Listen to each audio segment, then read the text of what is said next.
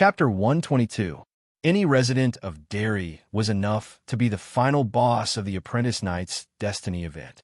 The moment the black hair seeped out of the gap in the wall, Han Dong's hair stood on end. "You two step back first." Han Dong waved his hand and asked the two ladies to step back. In fact, due to their instincts, Bella and Chun Li had already stepped back when the cold invaded. Their instincts almost sent out a death notice. If another one is released, it will be really uncomfortable. Han Dong hurriedly handed the red balloon to the crack. Bang! Once the balloon touched the black hair at the crack, it immediately exploded, and the exit could not be repaired. Han Dong did not have any extra time to think now. Every second he delayed, a part of the black hair would spread out. Her body hasn't completely moved here. It shouldn't be difficult to deal with her. Based on the damage that the tentacles could do to the clown, Han Dong was ready to use the ability of the tentacles to press the resident back to her original place. Rustle, just as Han Dong reached out his hand, the black hair instantly wrapped around his arm. An extreme cold rushed into his body. Immediately, he felt as if his blood was frozen, and even the probiotic fungi in his body fell into a dormant state. His skin was suffused with a dark blue color. Not to mention breaking free from the black hair, the current Han Dong could not even do the most basic activities at the critical moment. Whoosh! The kitchen knife wrapped in evil energy slashed down and accurately cut off the black hair at the critical moment. Chun-Li felt that the threat of the thing in the gap was very high. But when she saw that Han Dong, her master, was in danger, she immediately stuck to him without hesitation. The moment she cut off the black hair, as she was connected to her master, she knew that Han Dong was in a state of extreme cold. She put away the kitchen knife, she spread her arms, she hugged Han Dong from behind. Her soft body pressed against him, transmitting her body temperature into Han Dong's body, dispelling the coldness in his body to a certain extent. This also allowed him to recover a small part of his mobility. "Chun-Li, thank you," Han Dong whispered. Seize the opportunity. Before the next strand of black hair wrapped around him, he reached out and pressed it against the gap. If the tentacles could hurt Joker, they could also hurt the other residents of Old Dre. Black smoke rose. The effect was better than expected. Sizzle, the black hair that came into contact with it, immediately turned into dirty water and dripped onto the ground. At the same time, Han Dong lowered his head and looked at the woman across the gap with his little magic eye. Visual pollution. The soaked eye on the other side of the gap overflowed with filthy blood. Ah, female scream. The female residents immediately retreated. Stop the invasion of powerful monsters. Event completion rate increased by 15%. Taking advantage of this opportunity, Han Dong hurriedly stuffed the balloons, completely blocking the last gap. At the same time, Han Dong placed his right hand on the wall. A group of fungi spread out and covered the wall, further reinforcing the exit. The sewer exit has been repaired. Reward: 30% completion. Large abnormal. Side mission has been completed. Please leave the sewer area. After leaving, the system will calculate the rewards for the side quest. Nice. The total completion rate was 95%. Once Han Dong left the sewer, he would receive the most rewards, especially the rare fate points. Bella, let's quickly return to the entrance through the body of the giant tunnel worm. Okay, I'll lead the way. Bella knew the location of the entrance like the back of her hand. She just hoped that she wouldn't encounter that man who was lured away by Joker on the way back. The meat seems to be less active than before. As they walked through the giant tunnel, the meat became cold and no longer secreted body fluids.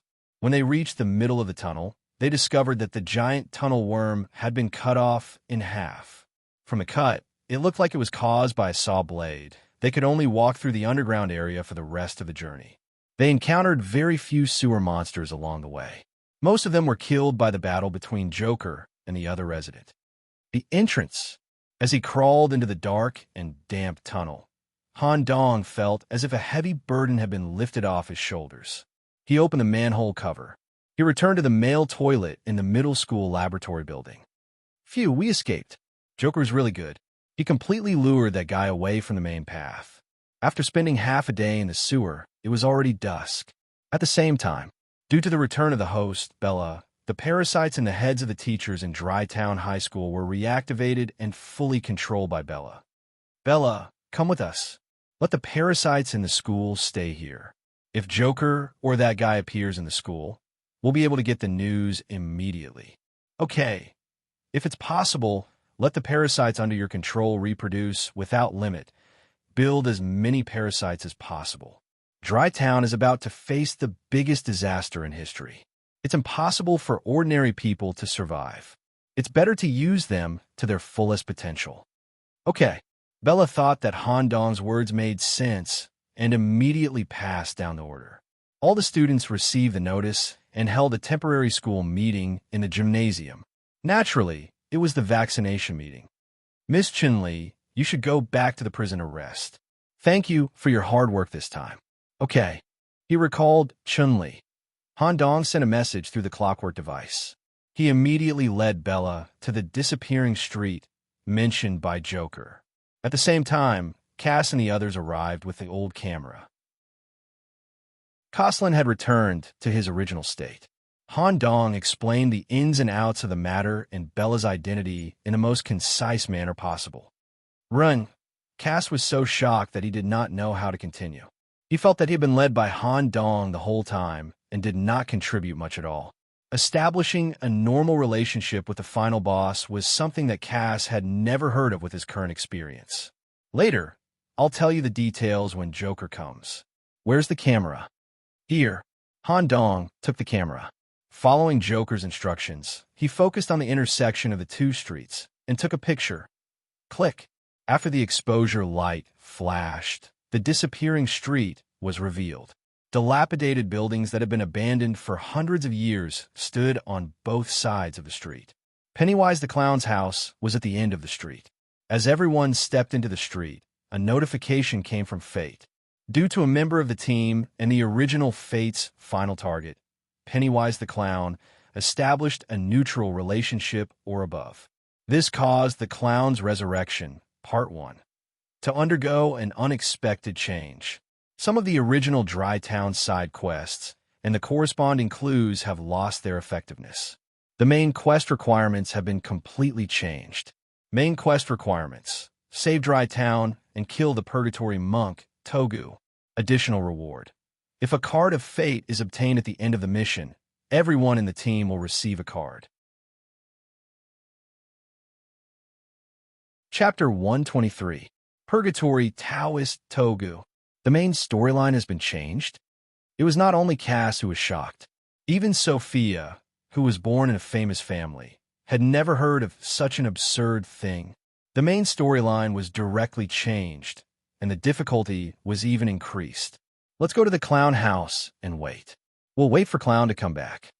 Okay, Brother Lon, from now on, you're in charge of leading the team. Cass decisively transferred the title of team leader to Han Dong. After all, he had no idea what was going on. During this time, he and Sophia had worked together to complete some side quests related to Clown. Since the main storyline had been changed, these clues were no longer very useful. The Clown house, at the end of the Vanishing Street, was a mansion painted with 7 different colors. Han Dong took out a red balloon from his waist and stuffed it into the keyhole. The seal on the door was automatically removed, and everyone successfully entered Clown's lair. According to the normal storyline, the team members who collected enough clues would have a final battle with Clown here. But the situation was completely different. This Clown house would become everyone's final fortress. Before Clown returned, Han Dong had to make some preparations in case Drytown completely fell. Brother Coslin, can you forge heat-resistant equipment? If I use materials from this world, I have to ask Sophia to cooperate with me. During the forging process, I have to embed their library array, some spells that can resist fire or cold spells. How about this? Have Bella take you to the town's ironworks and make as many heat-resistant equipment as possible. It would be best if each of us could have one. Okay, there was no time to lose. The parasite Bella immediately led Coslin and Sophia out. Clown can tear open a three-layered iron door with his bare hands, and this purgatory Taoist who suddenly appeared is even stronger than him. Cass, do you have any trump cards? Otherwise, it will be very dangerous for you to fight such an existence in close combat. Since the two of them were alone, Han Dong wanted Cass to tell him everything.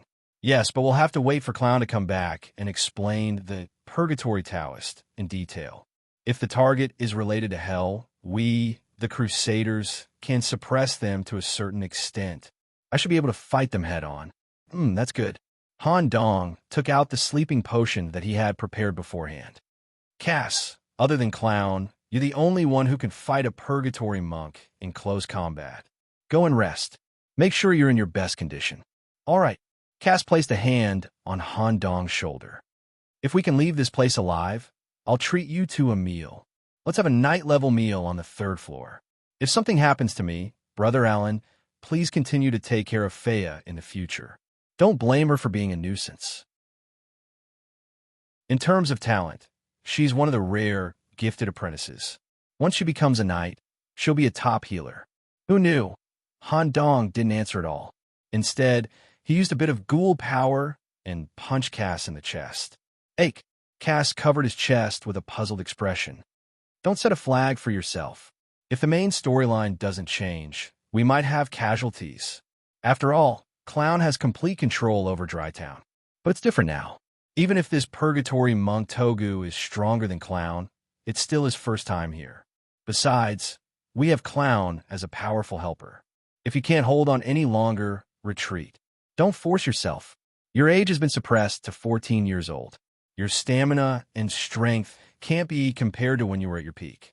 You must pay attention to this. Hearing Han Dong's concern for him, Cass laughed out loud. Ha, I know. I'll try not to risk my life. I'm going to sleep first. Phew, after settling down his teammates. Han Dong took a deep breath and went to the attic on the top floor of Clown's house. Large, abnormal, side mission, twisted sewer tunnel completed. 1. Find a sewer tunnel map, twisted version, in a short period of time. Completion plus 20% 2. Kill the resident in the sewer area, Dr. Aberration. Completion plus 30% 3. Perfectly repair the exit. Completion plus 30% 4. Stop the resident as subsequent invasion. Completion plus 15% event reward. Individual 1. Large clue. Draytown's terrifying history 2. Destiny's treasure chest. Guaranteed to open excellent grade equipment. Random 3. Sewer tunnel map. Twisted version. Item turned into a physical reward. Can be brought out of the Destiny realm. 4.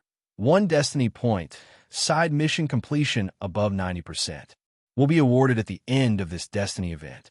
An ancient book with Draytown printed on it and a treasure chest covered in a light blue halo appeared in front of Han Dong. He put away the book. Han Dong rubbed his hands and prepared to open the treasure chest.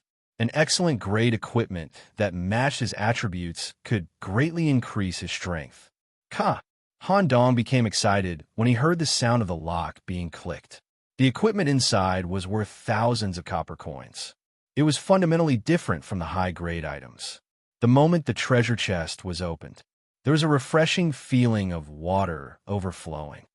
This is a ring with a coral as a ring, inlaid with a blue crystal, floated in the middle of the treasure chest filled with water. The Destiny system also gave the related attributes when the treasure chest was opened.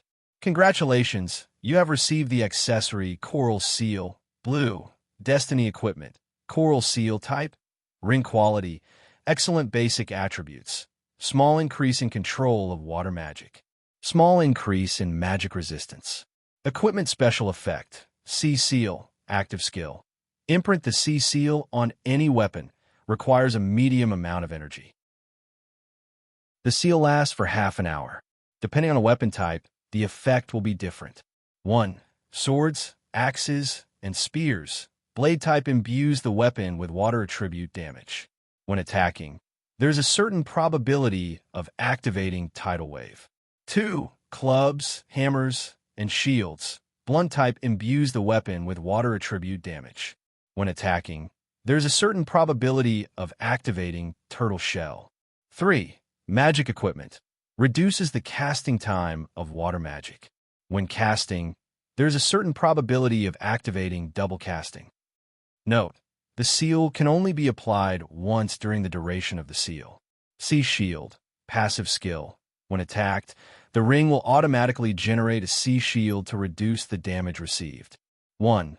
The shield has a high resistance to water or fire magic. It can reduce damage by a maximum of 30%. Other damage sources can reduce damage by a maximum of 15%. 2. Sea Shield does not always exist. After receiving a certain amount of damage, it will automatically close. After that, it can be used to maintain the shield by consuming energy. Origin. It was made by a master craftsman from a country of the fishmen in the deep sea. Chapter 124. This ring, it came at the right time. Han Dong's biggest worry was how to deal with the scorching effect of the purgatory monk. It was definitely not enough to rely on the heat-resistant equipment made by Koslin. It would be a battle of attrition to fight an enemy of this level. He had to withstand the high temperature. I'll lend this ring to Cass for now. Plus, Cass has his own trump card, so he can really fight the purgatory monk head-on. Once Cass and the clown stall the purgatory monk head-on, the rest of us can provide enough firepower support from distance. Of course, I can also give it to Chun-Li. Let the three of them fight the purgatory monk in close combat. We'll talk about the details when the clown comes back. Han Dong looked out the window. There was still no trace of the clown at the entrance of the street. It seemed that they were still playing the game of cat and mouse in the sewer. Whoosh! In the blink of an eye, Han Dong entered the portable prison. He used the time the clown bought to do something big. Chun-Li was in the cell. She maintained the state of tentacle connection. Her spirit was recovering at an accelerated rate. Han Dong did not disturb her. He quietly walked to the biological laboratory to check the biggest reward of this adventure. During this time, Han Dong could not help but smile exaggeratedly. Taking such a huge risk, he followed the clown to the middle layer and collected a large amount of cell essence. A large number of small monsters, as well as the 12 aberrations in the human laboratory. Because the clown killed too many small monsters along the way, the amount of essence provided by each of them was different. Han Dong could not estimate the total amount of essence collected in the end. Cell essence has been injected. Weight limit increased by 38 points, multiple samples. Current weight limit, 122200. Note, the amount of cell essence collected has reached the upper limit. Maximum weight limit, 200.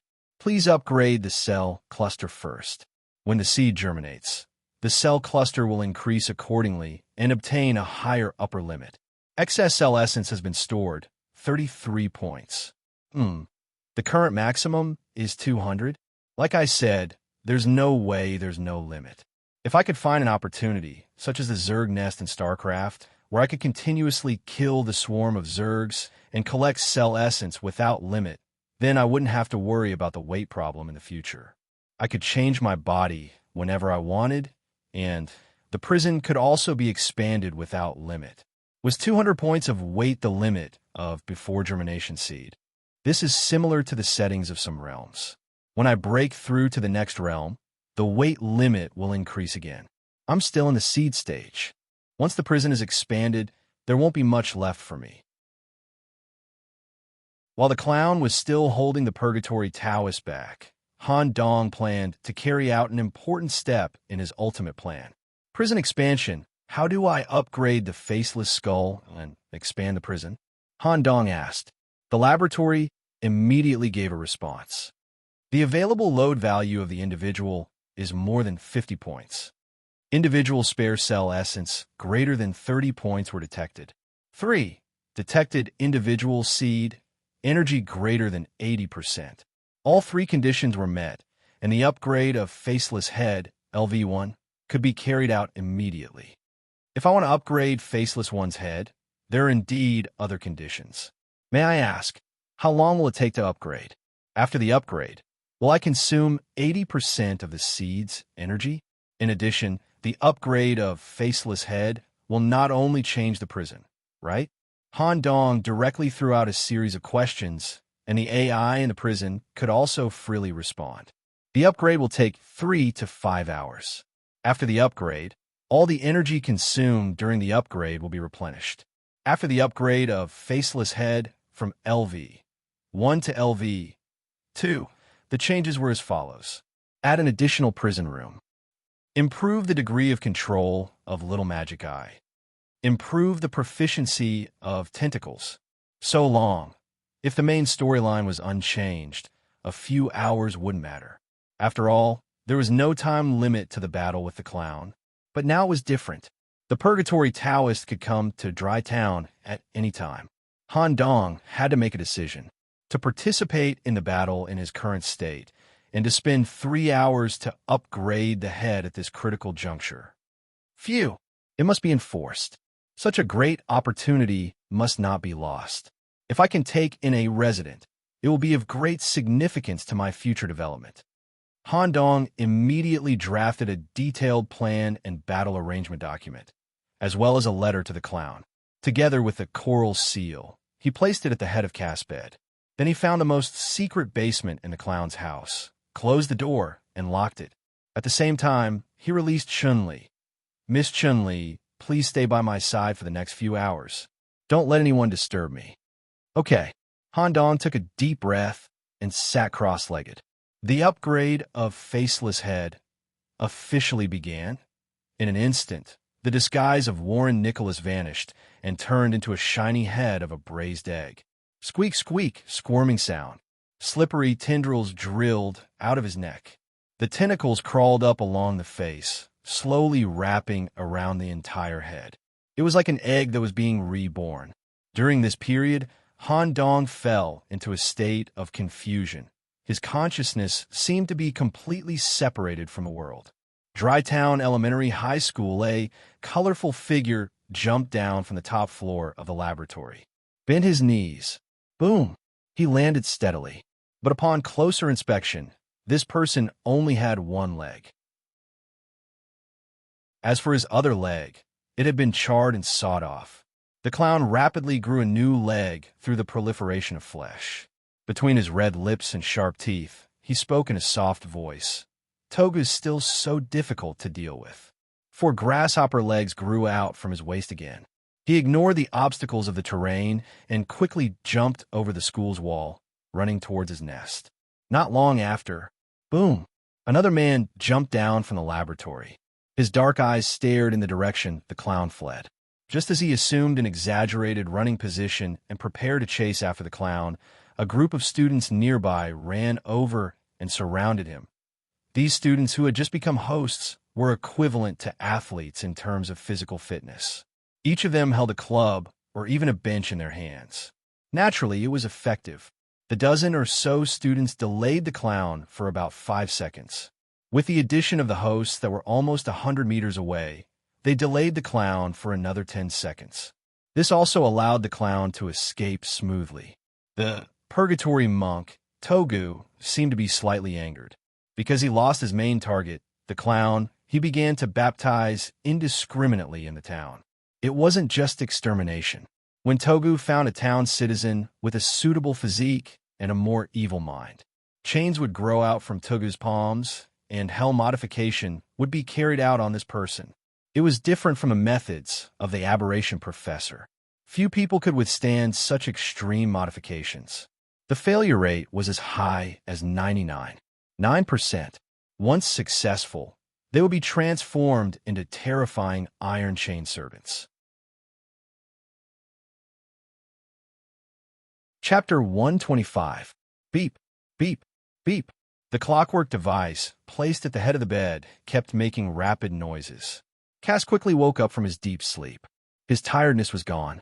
The call was from Koslin. Since the parasite Bella sensed the abnormality in the school area, it meant that Clown and the boss, Purgatory monk, Togu, had arrived at Dry Town. After hanging up, Cass noticed the extra item at the head of the bed. What's this? Cass stared at the pile of handwritten documents and the coral ring on top of it. He immediately thought of Han Dong. After reading the message, he clenched his teeth and clenched his fists. The last sentence in the message for Cass read, "Please pass the sealed letter to Clown. He will cooperate with you. Give me some time. Once I can complete this, it will greatly increase our chances of survival. Also, I have a feeling that things aren't as simple as they seem. I'll have to trouble Captain Cass to cooperate with Clown to block the target." Cass trusted Han Dong a lot and decisively put on the coral seal. "Leave it to me. I'll be borrowing the ring for now." When the ring was put on his finger, it was as if a clear sea breeze entered his body, calming the slight heat in his heart. Elite quality equipment is indeed different. If it wasn't for the young knight training I went through with my father in the Night Order, I wouldn't have been able to use this ring to its fullest potential. Cass felt refreshed. His condition reached an unprecedented peak. Just as he walked out of the dormitory, the door to Clown House opened. A terrifying aura rushed in. Then, four terrifying grasshopper-like legs hooked into the room. Then, they dragged Clown's body into the room. The legs retracted into Clown's body. Clown landed on the ground steadily. He seemed to have gone through an intense battle and had his body reborn many times. Even Clown looked tired. He leaned against the sofa and panted heavily. "This is the letter Brotherlon left for you." This was the first time Cass faced this boss character. He calmed himself down and handed the letter over with a calm expression. Clown looked at the special letter that Han Dong wrote for him. By sticking close to him, he rolled his eyes and sized up Cass Maldini from head to toe. "Not bad physical fitness and a strong crusader energy.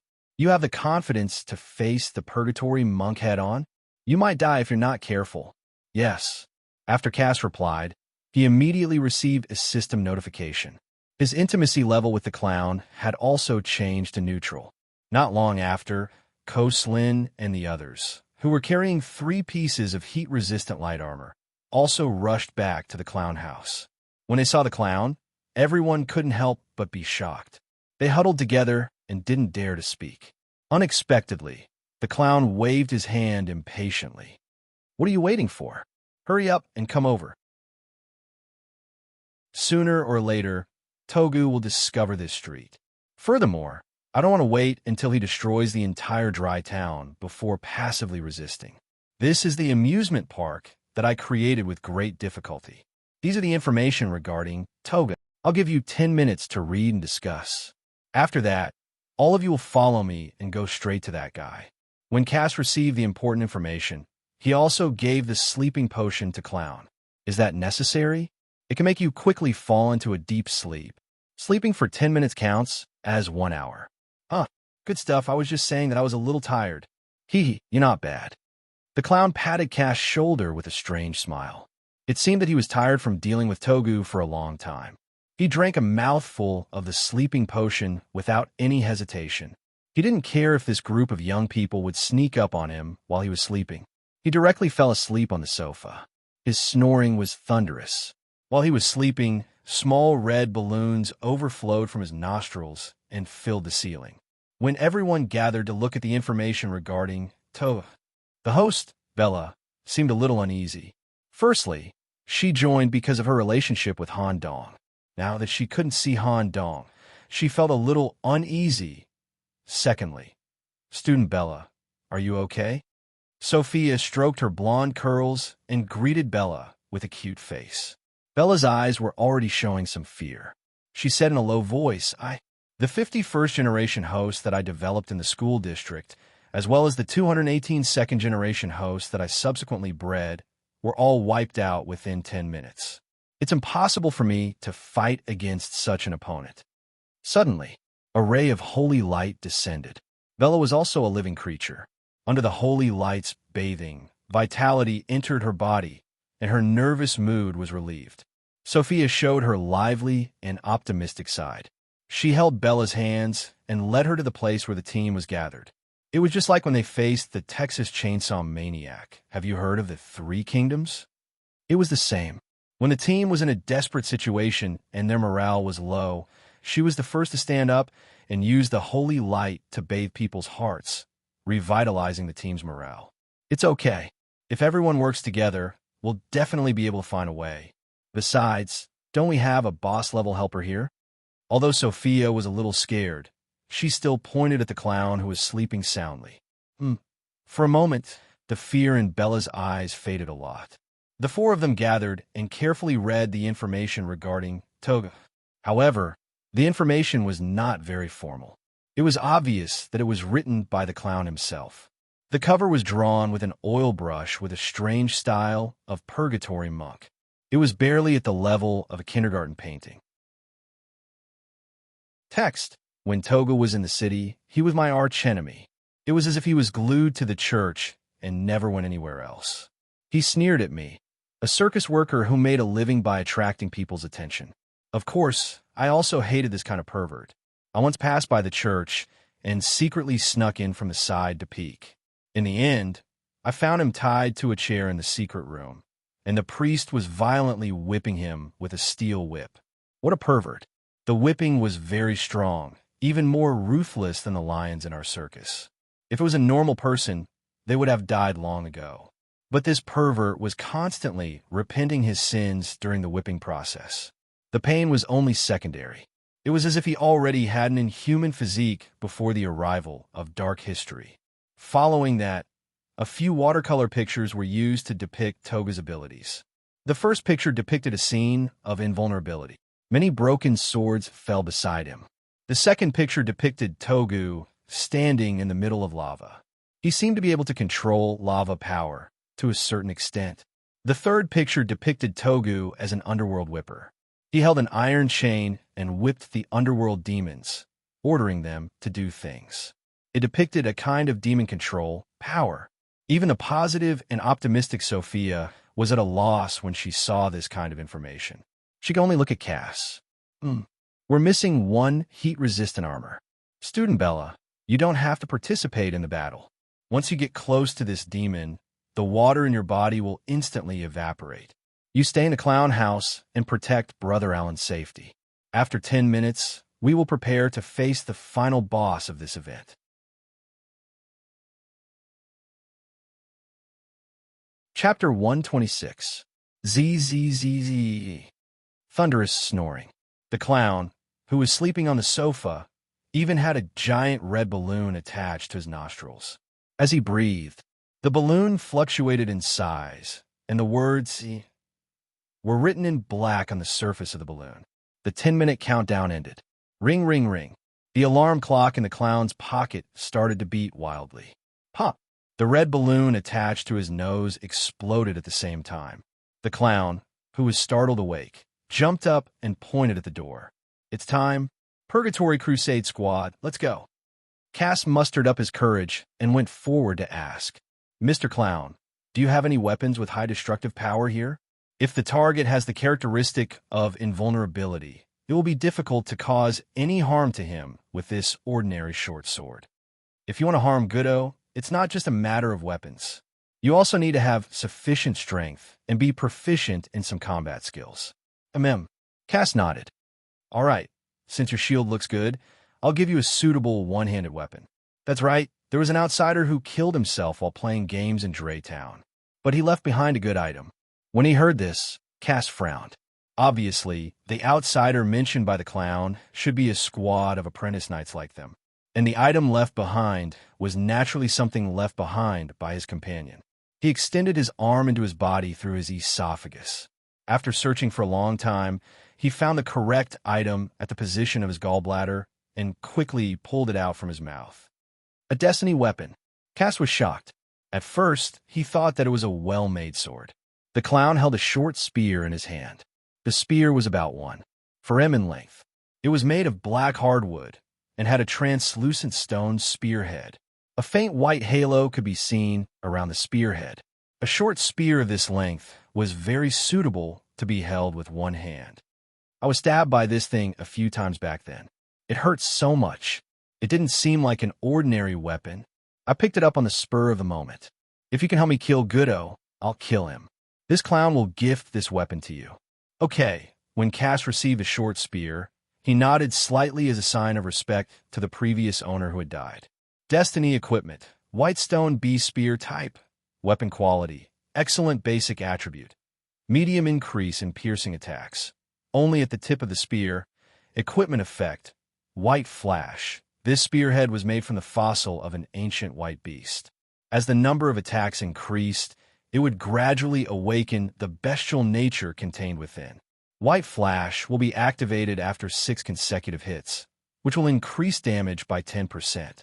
After that, the effect of white flash would be increased by 1% for every additional combo, up to a maximum of 50% damage increase. If he did not attack within 10 seconds, the effect would disappear. Origin. Rumor has it that this stone spear was found in the ruins of a large ancient village. The relics in the ruins were all broken, and only this stone spear that was inserted into the skull of a giant beast was intact. This spear, the attributes of this weapon of fate were very compatible with Kar's Lion's Shield. Both of them were passive abilities that increased damage. The shield increased strength through blocking, while the short spear increased damage through consecutive strikes. With the combination of the two, Cass might be able to deal an unbelievable amount of damage. He might even be able to break through the cultivator's physical defenses. While Cass held the short spear, he quickly swung it around. The continuous thrusts in the air were executed with great ease. Crusader required a specific weapon. Cass had a unique talent when it came to weapons. Although he loved swords the most, he could also skillfully control other weapons and adapt to various types of attacks. When Cass seed sprouted in the future, he might be able to develop further towards becoming a weapon master. Seeing this, the clown kept applauding and praising Cass. "You're pretty good. At first, I thought that kid was the only one in your team who could really help me. Not bad. I'll give you a red balloon." The clown rewarded Cass with a special red balloon. He turned around and kicked open the door of the clown house. "Let's go." He followed behind the clown who was jumping around. Cass stared at the 2 melee weapons of fate and an excellent quality ring. A strong sense of responsibility welled up in his heart. He gritted his teeth. Cass was certain that he had to block Togu. The clown suddenly turned around and reminded him, "Hey, don't put too much pressure on yourself, or you'll die very quickly. Relax. Show me what you should be capable of. I don't want to be the only one left to face that Guy Goodo head-on just after the battle. You have to help me share some of the burden." Okay. Dry Town, in a certain pork food processing plant. All the doors and windows that could be used to leave were completely locked by chains. The workers had no way of escaping at all. They could only hide. They hid in the cupboards of the break room, in the ventilation ducts, and in a large meat grinder that had stopped working. But no matter where they hid, they would eventually be found. Crack! The door of the break room was melted. The door of the iron cupboard was easily torn open. A short and capable black employee was hiding inside. The moment the cupboard was torn open, the black employee grabbed the iron rod in his hand and smashed it with force. Clang! The iron rod bent and fell to the ground. But the visitor from purgatory, standing in front of the black employee, was completely fine. Smack! He grabbed the black employee's head with one hand and instantly burned all his hair. Don't kill me. I still have. Chains drilled into the black employee's body. Not bad. The deep voice sounded like it came from Nether Prison. After the baptism of 996, the black employee who carried the white pig and unloaded the goods every day had a body stronger than ordinary people. In addition, his willpower was strong. As the iron chain spread throughout his body, he was successfully transformed into a servant of Nether Prison whose entire body was wrapped in iron chains. However, there were already 2 servants like this. As time passed, more and more townspeople will be transformed. Moreover, as long as the place was purified by Togu, it would undergo purgatory and become his territory. For example, the current pork factory. The ground would crack open with lava cracks. The white pig hanging in the processing room would be penetrated by iron chains. The pig's eyes would reflect a crimson light. Purgatory imprints would be reflected on the wall. A lot of ashes and dust would float in the air. At that time, the control of Dry Town, which was controlled by the clown with great difficulty, would be handed over and turned into Togu's purgatory space. "Let's go." Togu let out a deep voice. He left through the back door of the pork factory with his 3 subordinates. The servant who was in charge of opening the door disappeared as soon as he stepped out of the factory. The internal connection with Togu was also cut off in an instant. It seemed that he was killed in an instant by something. At this moment, a red balloon floated past the door. Penny, wise. The back door of the pork factory corresponded to a relatively spacious alley. The red-haired clown in white was standing at the entrance of the alley. Half of the servant of Purgatory's leg was still hanging outside his mouth. A series of metal-cracking sounds could be heard. The clown would eat this kind of chained servant without hesitation. At most, he would wake up with a pain in his butt the next day. Chapter 127. The clown transmitted his voice to Cass and the others through a homemade paper cup receiver. Let's get rid of the small ones first. The servants Togu made are elites. The monk's iron chains strengthened the body and spirit, and at the same time gave them some abilities. Among them, self-destruction can hurt me. You have to find a way to quickly kill these two little servants. When the time comes, we'll deal with this troublesome guy. At the same time, because the clown stood at the entrance of the alley and attracted attention. Therefore, the two chained servants didn't notice the abnormality behind them. Two red balloons with iron hooks had quietly approached their backs, and the ends of the iron hooks hooked into the skin of their backs. The balloons themselves seemed to have a lot of power, and they quickly dragged them back. The monk Togu couldn't stop them, and the servants were dragged out of the alley. At present, only the clown and Togu were left in the alley. The clown looked like he was begging. "Oh, Brother Togu, I've also started to go to the church to pray recently. We're all the same. Can you be a little gentler? I'm afraid of pain." As soon as the clown finished speaking, clang, a series of iron chains shot out from the front and hooked onto the clown's neck. An irresistible force came along the iron chains, and the clown was forcefully pulled closer. Crack! With one hand on the clown's neck, the powerful force didn't allow the clown to resist at all, and he was lifted into the air. Because of the direct contact between the skin, the power of lava within the monk Togu's body was transmitted through his palm. As a result, lava lines appeared on the clown's neck, and the situation was critical. On the other side, which was the exit of the alley, the two purgatory servants who were pulled out by the red balloons immediately waved the iron chains and broke the balloons on their backs. When they were about to rush back to help their master, they faintly heard a lion's roar. A figure flashed out. Cass condensed all the Crusaders' power on the surface of the lion's shield. Shield collision clang. Sound of metal colliding.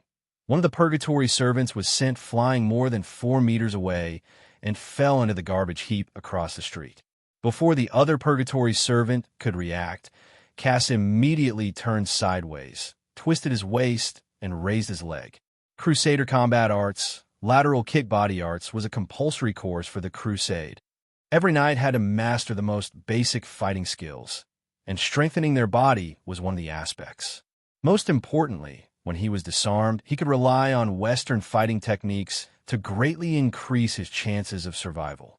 There were a few crusaders who weren't proficient in weapons but specialized in physical skills. They had a special position in the Knight Order. A side kick landed right in the middle of his head. Ha! Due to the iron chain running through his entire body, the servant's head was as strong as steel. After receiving such a kick, his body was only slanted to the side, but he did not fall. On the other hand, Cass's instep hurt badly. Onig, Ese Tokata. A demonic language came out of the man's mouth. His eyes emitted the red light of purgatory. His arms strengthened, and sharp claws appeared as he grabbed at Cass. Extreme block. The timing was perfect. Block and reflect all the damage. Crack. The sound of bones breaking. The servant of Purgatory's right knuckle, which was used to attack, was counterattacked. The bones and internal chains were all broken. At the same time, due to the huge impact of the lion's shield, he lost his balance and fell to the ground. Thud! Cass seized the opportunity and stepped on the servant's chest. In his hand was the white rock beast spear that had been given the effect of the sea seal in advance. At the tip of the spear, in addition to the surface covered with white light, there was also a blue wave imprint. Stab. The first stab penetrated the skull. It was clear that this servant had completely lost his human characteristics. When the skull was broken, the inside was filled with iron chains to protect the brain. Continuous stab. Every strike could wear away a part of the iron chain. Just as the 8th stab, suddenly, the special effect of a sea seal, tidal current strike, was triggered. A strong current shot out from the tip of the spear. Sizzle, the sound of steam. For a moment, the iron chains wrapped around the brain area were all offset by this water attribute attack. Whoosh! Without any hindrance, the short spear pierced through the brain. Cass successfully killed the first servant in 5 seconds. As for the guy who was sent flying across the street at the beginning, he had just arrived. Because of the death of his companion, he was furious.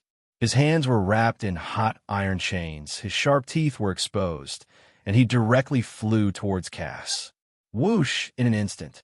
It seemed that only Cass's slight breathing could be heard in the air.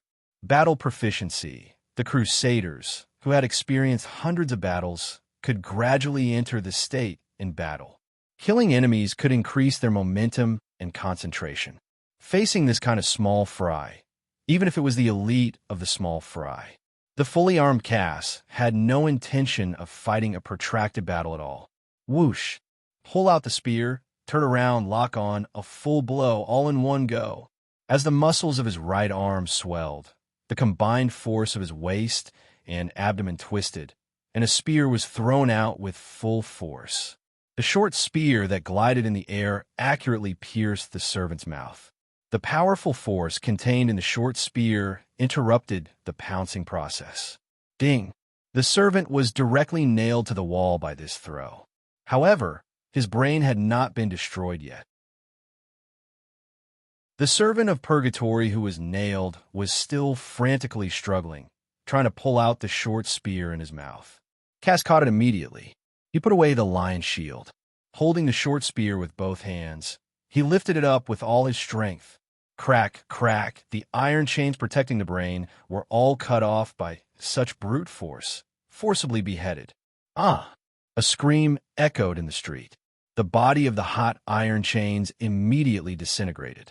The battle was over.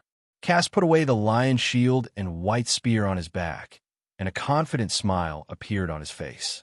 Coslin and Sophia slowly walked out from the ambush point in the distance. Both of them had shocked expressions. Cass smiled and said, "I said you don't have to do anything. These 2 small fries are just enough for me to warm up." Cass smiled. This battle did not consume too much stamina at all. On the contrary, because of this series of battles, he had completely entered the state. "Captain, you haven't already received a knight's special training, right?" Coslin could see the difference. Although Cass was equipped with 3 suitable destiny equipment, which greatly enhanced him.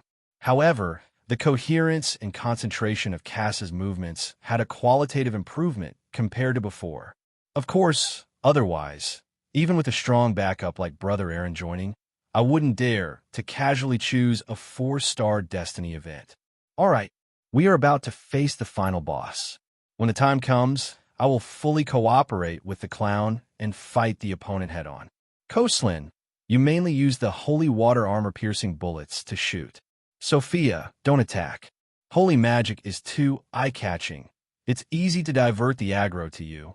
You only need to provide support and healing for me. Okay, Cass took the lead. When he stepped back into the alley behind the pork factory, for a moment, he was shocked by the scene in front of him. A drop of cold sweat flowed down Cass' forehead. The entire alley had already been assimilated by purgatory. A large number of lava cracks appeared on the ground. Ashes were floating in the air, and the overall temperature had greatly increased.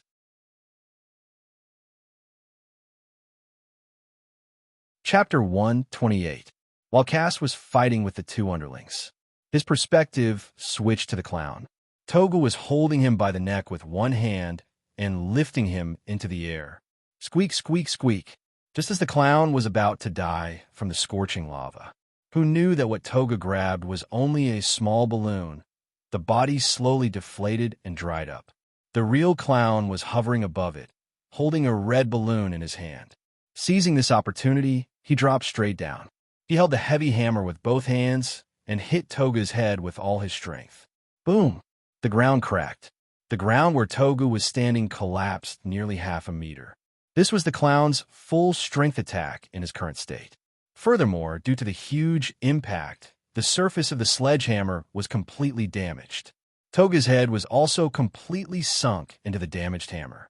But Toga's right arm was still grabbing at the clown as if he wasn't injured at all. Seeing this, the clown had a helpless expression.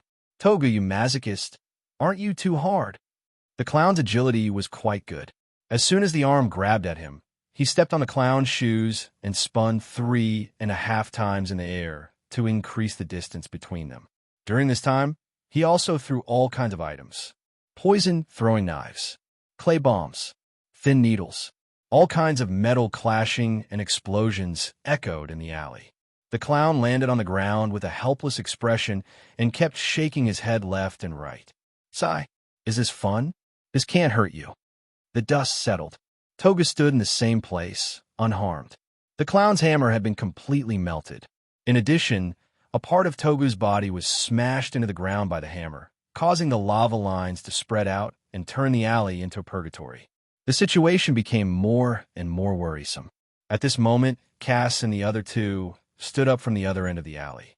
The clown wiped the sweat from his forehead and said in a low voice, "These little guys are really good at fighting. They're much stronger than the teams that came to town before. Come, only if we take down Toga here can my great plan be carried out smoothly." Crackle, crackle, crackle, the sound of bones expanding and bending. The clown's body was undergoing a change that had never been seen before. No one knew what the nature of Clown Pennywise was. Even Han Dong, who was the first to come into contact with the clown, could not figure out what was going on. The clown could take out all kinds of items from his body, and he could grow 4 creepy grasshopper legs from his waist. When the left half of his body was destroyed, he could regenerate it in a short period of time. Now a new ability had been revealed. The clown kept stuffing the red balloons into his mouth, causing his body to expand until he turned into a fat clown. Their bodies were plump, and they took up almost half of the street. The purpose of this was to increase their resistance to attacks. After successfully gaining weight, Clown and Cass exchanged glances. The fat clown and Cass attacked at the same time, forming a pincer attack. At the same time, a large number of red balloons floated out of the alley. Cass and the others could grab the string of the balloon with one hand and quickly move in the air to avoid accidentally falling into the lava while dodging. On the 3rd floor of the building, Coastland had already set up his sniper rifle and loaded a special holy water armor-piercing bullet. A portion of the seed's energy was consumed, and this portion belonged to machinery. It could be used on any type of machinery to modify and strengthen it. For a moment, the muzzle of Coastland's sniper rifle lengthened, and the compression of the air inside increased. He pulled the trigger. Boom! The recoil knocked Coastland, who was lying on the ground, back more than 10 centimeters. With the assistance of a steam armor, the shooting accuracy against static targets could reach 93%. An armor-piercing bullet containing highly concentrated holy water hit the monk's temple when he was attacked from both sides. The sparks splashed out. When the bullet came into contact with the skin, the bullet was instantly squashed. Of course, the penetrating power of this kind of bullet was no joke. The temple was pierced, but there were layers of highly concentrated purgatory iron chains blocking the inside. The bullet couldn't penetrate it, and it was difficult to even shake a single iron chain. At this time, the gunpowder inside the armor-piercing bullet ignited. Boom! The violent explosion in the small space caused a highly concentrated holy water to splash out at the same time. Clang! Visible to the naked eye, a small part of the iron chain that was slowly moving inside the wound was eroded away, but new iron chain immediately replaced it. The holy water was indeed effective, but it wasn't as good as expected. However, if it could injure the monk Togu, it meant that it was possible to defeat him. The purgatory battle was still ongoing.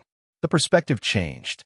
Clown House, secret basement. While Han Dong was upgrading the faceless head, the entire basement was affected. To be precise, it was affected by the pollution. The originally clean and spacious basement, with various clown drawings on the walls, was now completely empty. It slowly became similar to the portable prison that Han Dong controlled. A large number of cracks appeared on the cement wall, and semi-solid tentacles grew out from the cracks, swaying strangely in the air. The upgrade process of the faceless head was very special. When the upgrade began, the moment the tentacles crawled all over Han Dong's head, his consciousness was no longer here. Instead, he came to a small port town called Innsmouth. The gray and hazy sky, the fishy smell of fish filled the harbor, a western port town in the early 90s with a strange sea monster style. It was here. Han Dong was completely immersed in it, forgetting about the matter of the clown's resurrection, Part 1, and the holy city, Nementurna. It was a true replacement of memories. He was a fisherman here. He had no family, no friends, only a small wooden house less than 10 square meters in size near the harbor area. He spent more than 12 hours a day fishing at sea. Due to the chaotic law and order in the harbor area, many dead marine creatures were piled up here, and there were even some giant octopuses. The stench was overwhelming, but Han Dong was already used to it. Due to the high tide and the climate, Han Dong's wooden house was wet all year round, but he didn't care at all. He just lived like this, without any desires. Even when the water in the wooden house accumulated to the height of half of his calf, Han Dong didn't care at all. He didn't feel any repulsion towards the seawater and continued to live a normal life. Even when the fish he fished up had tiny octopus tentacles on the surface of the scales, Han Dong didn't care at all. After cooking, there was a unique smell of fish mixed with octopus. 30 years passed. Han Dong slowly found that he had gills and webbing. When shaving, tiny octopus tentacles would occasionally grow out of his beard. He no longer fussed about whether the fish was cooked or not and stuffed it into his mouth. He stayed on the sea for a longer time, and he didn't even want to go back. One day, Han Dong drove the fishing boat away from the fishing area and headed towards the far end of the sea. Under the dim light, he seemed to see the shadow of a huge octopus under the small fishing boat.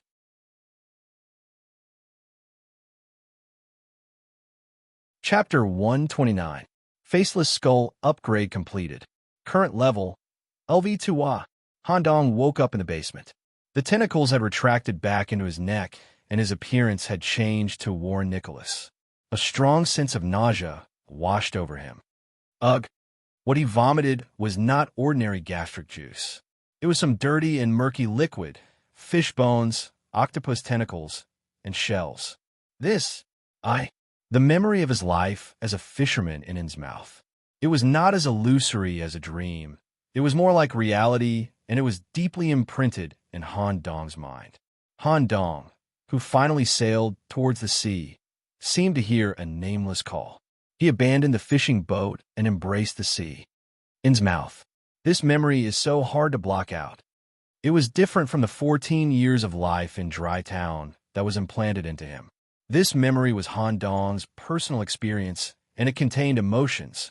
Staring at the puddle of vomit, Han Dong could not tell whether the memory was real or fake. The identity of a fisherman.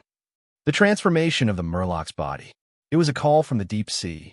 It was as if it was imprinted in Han Dong's mind and could not be erased. Sensing Han Dong's abnormality, Chun-Li immediately approached him and reached out to support him. Miss Chun-Li, how long has it been? 3 hours and 27 minutes. There is no movement from the clown house. They should have stalled the purgatory monk for now. The time was normal. The situation was normal. But Han Dong did not show any joy from the successful upgrade of the skull. His face was gloomy and his mind was in a mess. Let me rest. I'm not feeling well. The skull had leveled up. The energy was replenished. The power of the tentacles and the magic I had increased. But Han Dong's discomfort was on a mental level. The strong stench of fish and the heavy humidity combined with the personal experience of turning into a Murloc caused Han Dong great discomfort on a mental level. Han Dong continued to rest. He closed his eyes to rest. He was thinking about the meaning of this fisherman's life. Could it be that Innsmouth Town is related to this head of mine? Is it a sealed memory of the owner of this head? Or was it one of his memories? After leaving the Destiny realm, I need to find out if there's a place called In's Mouth in the original world. 10 minutes break. He tried his best to block out the fisherman's memory. He had finally calmed down. Han Dong wasn't in a hurry to participate in the battle. Instead, he took out an old book from his pocket. It was a large clue he obtained from clearing the Twisted Sewer Pipe event, the terrifying history of Dray Town. The words Dairy Town were printed on the surface of the book.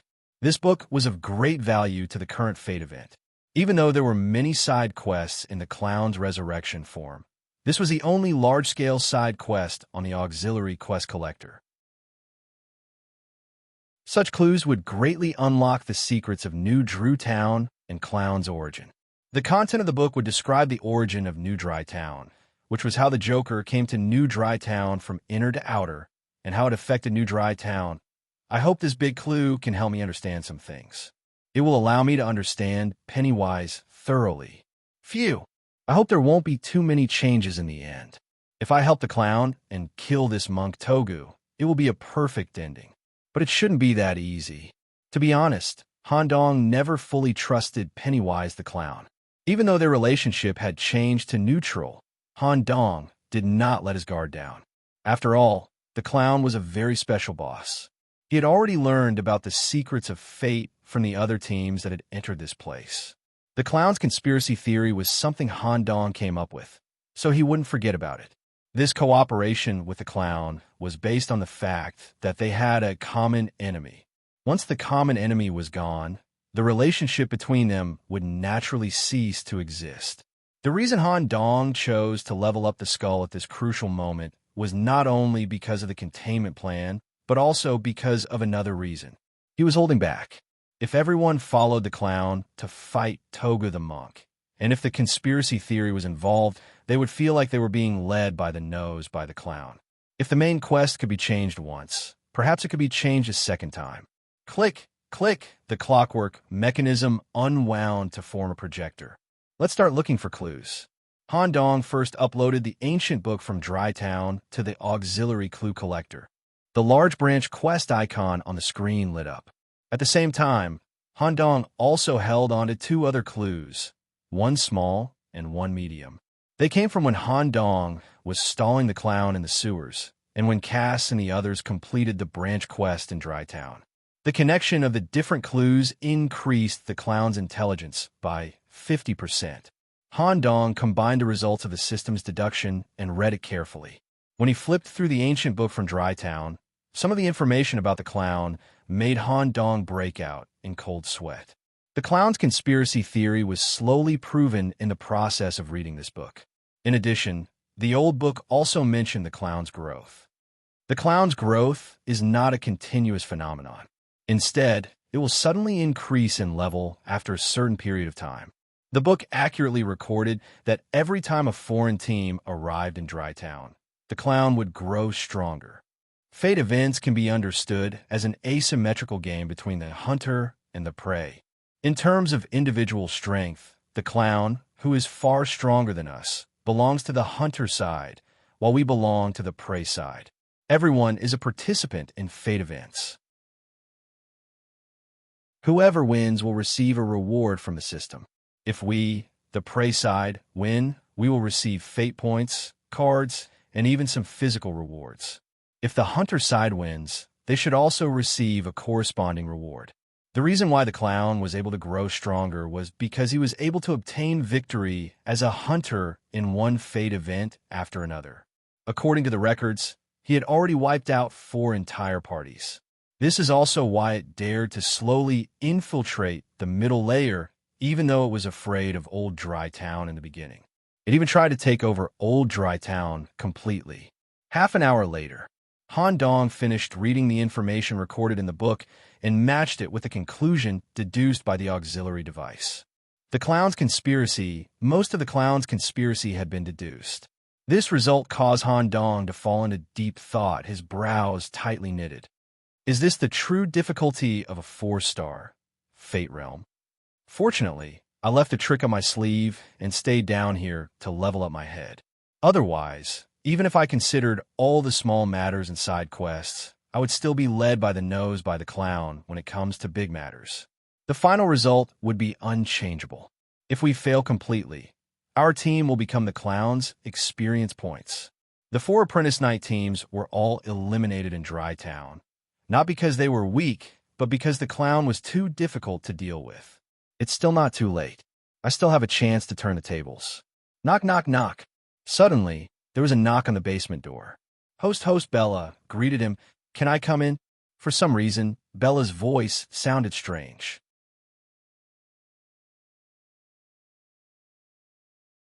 Chapter 130. Bella, who had a serious fire phobia, was left behind to guard the clown house. In terms of relationship, Han Dong had saved her life before. According to the system notification, his relationship with Bella had become friendly. Normally, Han Dong and Bella would be friends in this case. This relationship would only be broken if the other party's interests were harmed. Han Dong learned about the clown's conspiracy. It seemed like he had touched on Bella's main interests. That was why he felt weird when he heard Bella knocking on the door and greeting him. If he wanted to expose the conspiracy, he would have to pay the price. Miss Chin-Li, you should go back to the prison first. I'll let you out at the crucial moment. Be careful. Don't worry. This is not the worst-case scenario that I predicted. As long as the brain successfully evolves, everything can still be salvaged. Bella was waiting outside the basement door. There was a hint of anxiety in her eyes, and her translucent tail was curled up in a circle. When Han Dong walked out from the basement, he deliberately stretched his body and pretended to be serious, as if he was going to join the battle. He said seriously, Bella, since you can't fight the monk head-on, why don't you attack him from the side? There's still a lot of residents in the town. You could transform them all into hosts with decent combat power. Have them bring their hunting rifles and gather at this street. If the clown and the others lose the first battle, they will retreat to this street as a last resort. I'm okay. However, Bella only agreed verbally, but she didn't actually do anything. What's wrong? Han Dong asked. I don't think it's necessary. If even the clown can't beat him, what's the point of controlling the offspring? Han Dong said coldly. Oh, could it be that the clown gave you a mandatory order to keep an eye on me and not to leave? The sudden change of topic stunned Bella. Then she smiled and said, How are you talking about? The clown and I are mortal enemies. You are my savior. I really just don't think it's necessary to reproduce. Han Dong continued. Phew, just tell me. I already know the relationship between the two of you. The clown never intended to keep you around in the first place. If I don't pull out your main body in time and revive you in the main control room, you will end up like Dr. Aberration. After being used by the clown, you will be thrown away like trash. Why are you still helping him? When Han Dong said those words, Yi Zichen's eyes widened. Bella also stopped pretending.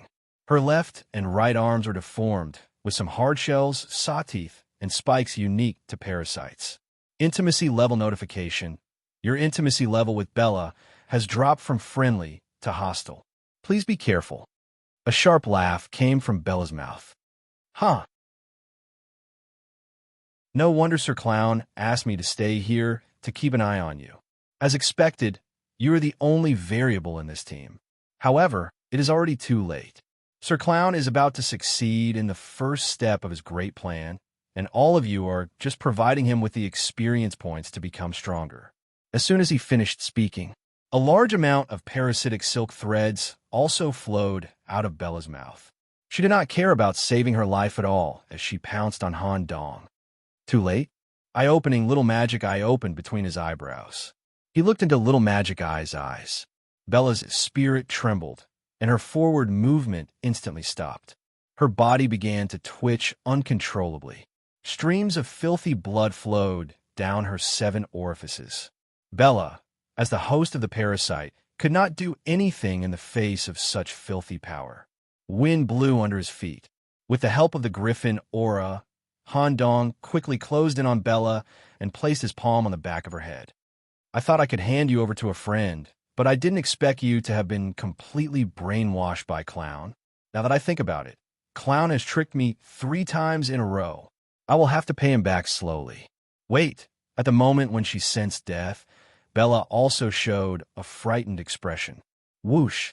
Her brain evolved. Han Dong's control of the tentacles became more precise. The parasite attached to the cerebellum was instantly pulled out. Bella was dead. The dehydrated parasite curled up into a ball and was put away by Han Dong as a prop. After this incident, this parasite that can be used to strengthen the body should be able to sell for a good price in the Holy City. He stared at Bella's dried body on the ground.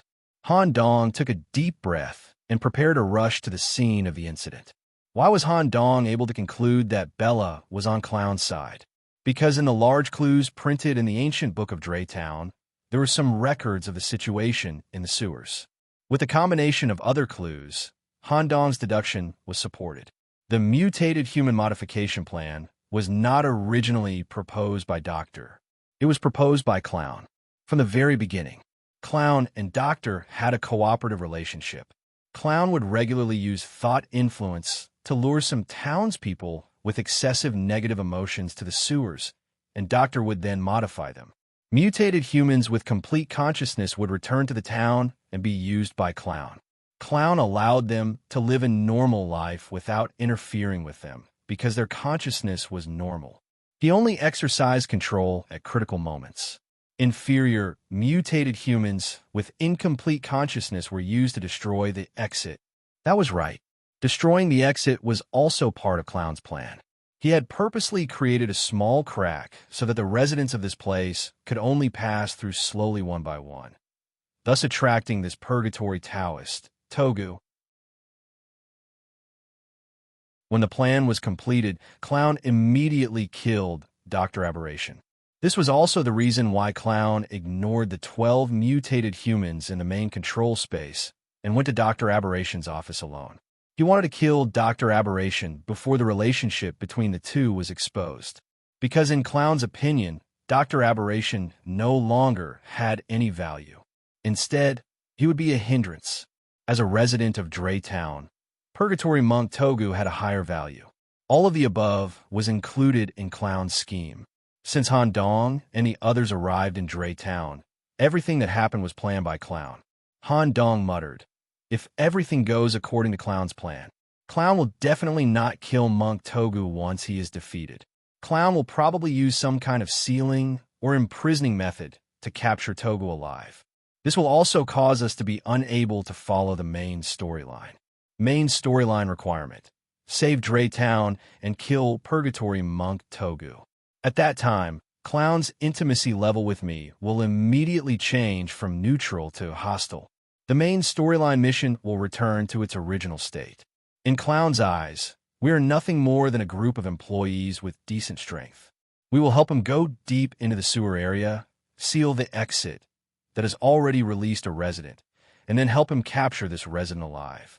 Finally, Clown will be able to kill us and obtain the reward of fate. He will also be able to obtain important information about Old Draytown from Togu.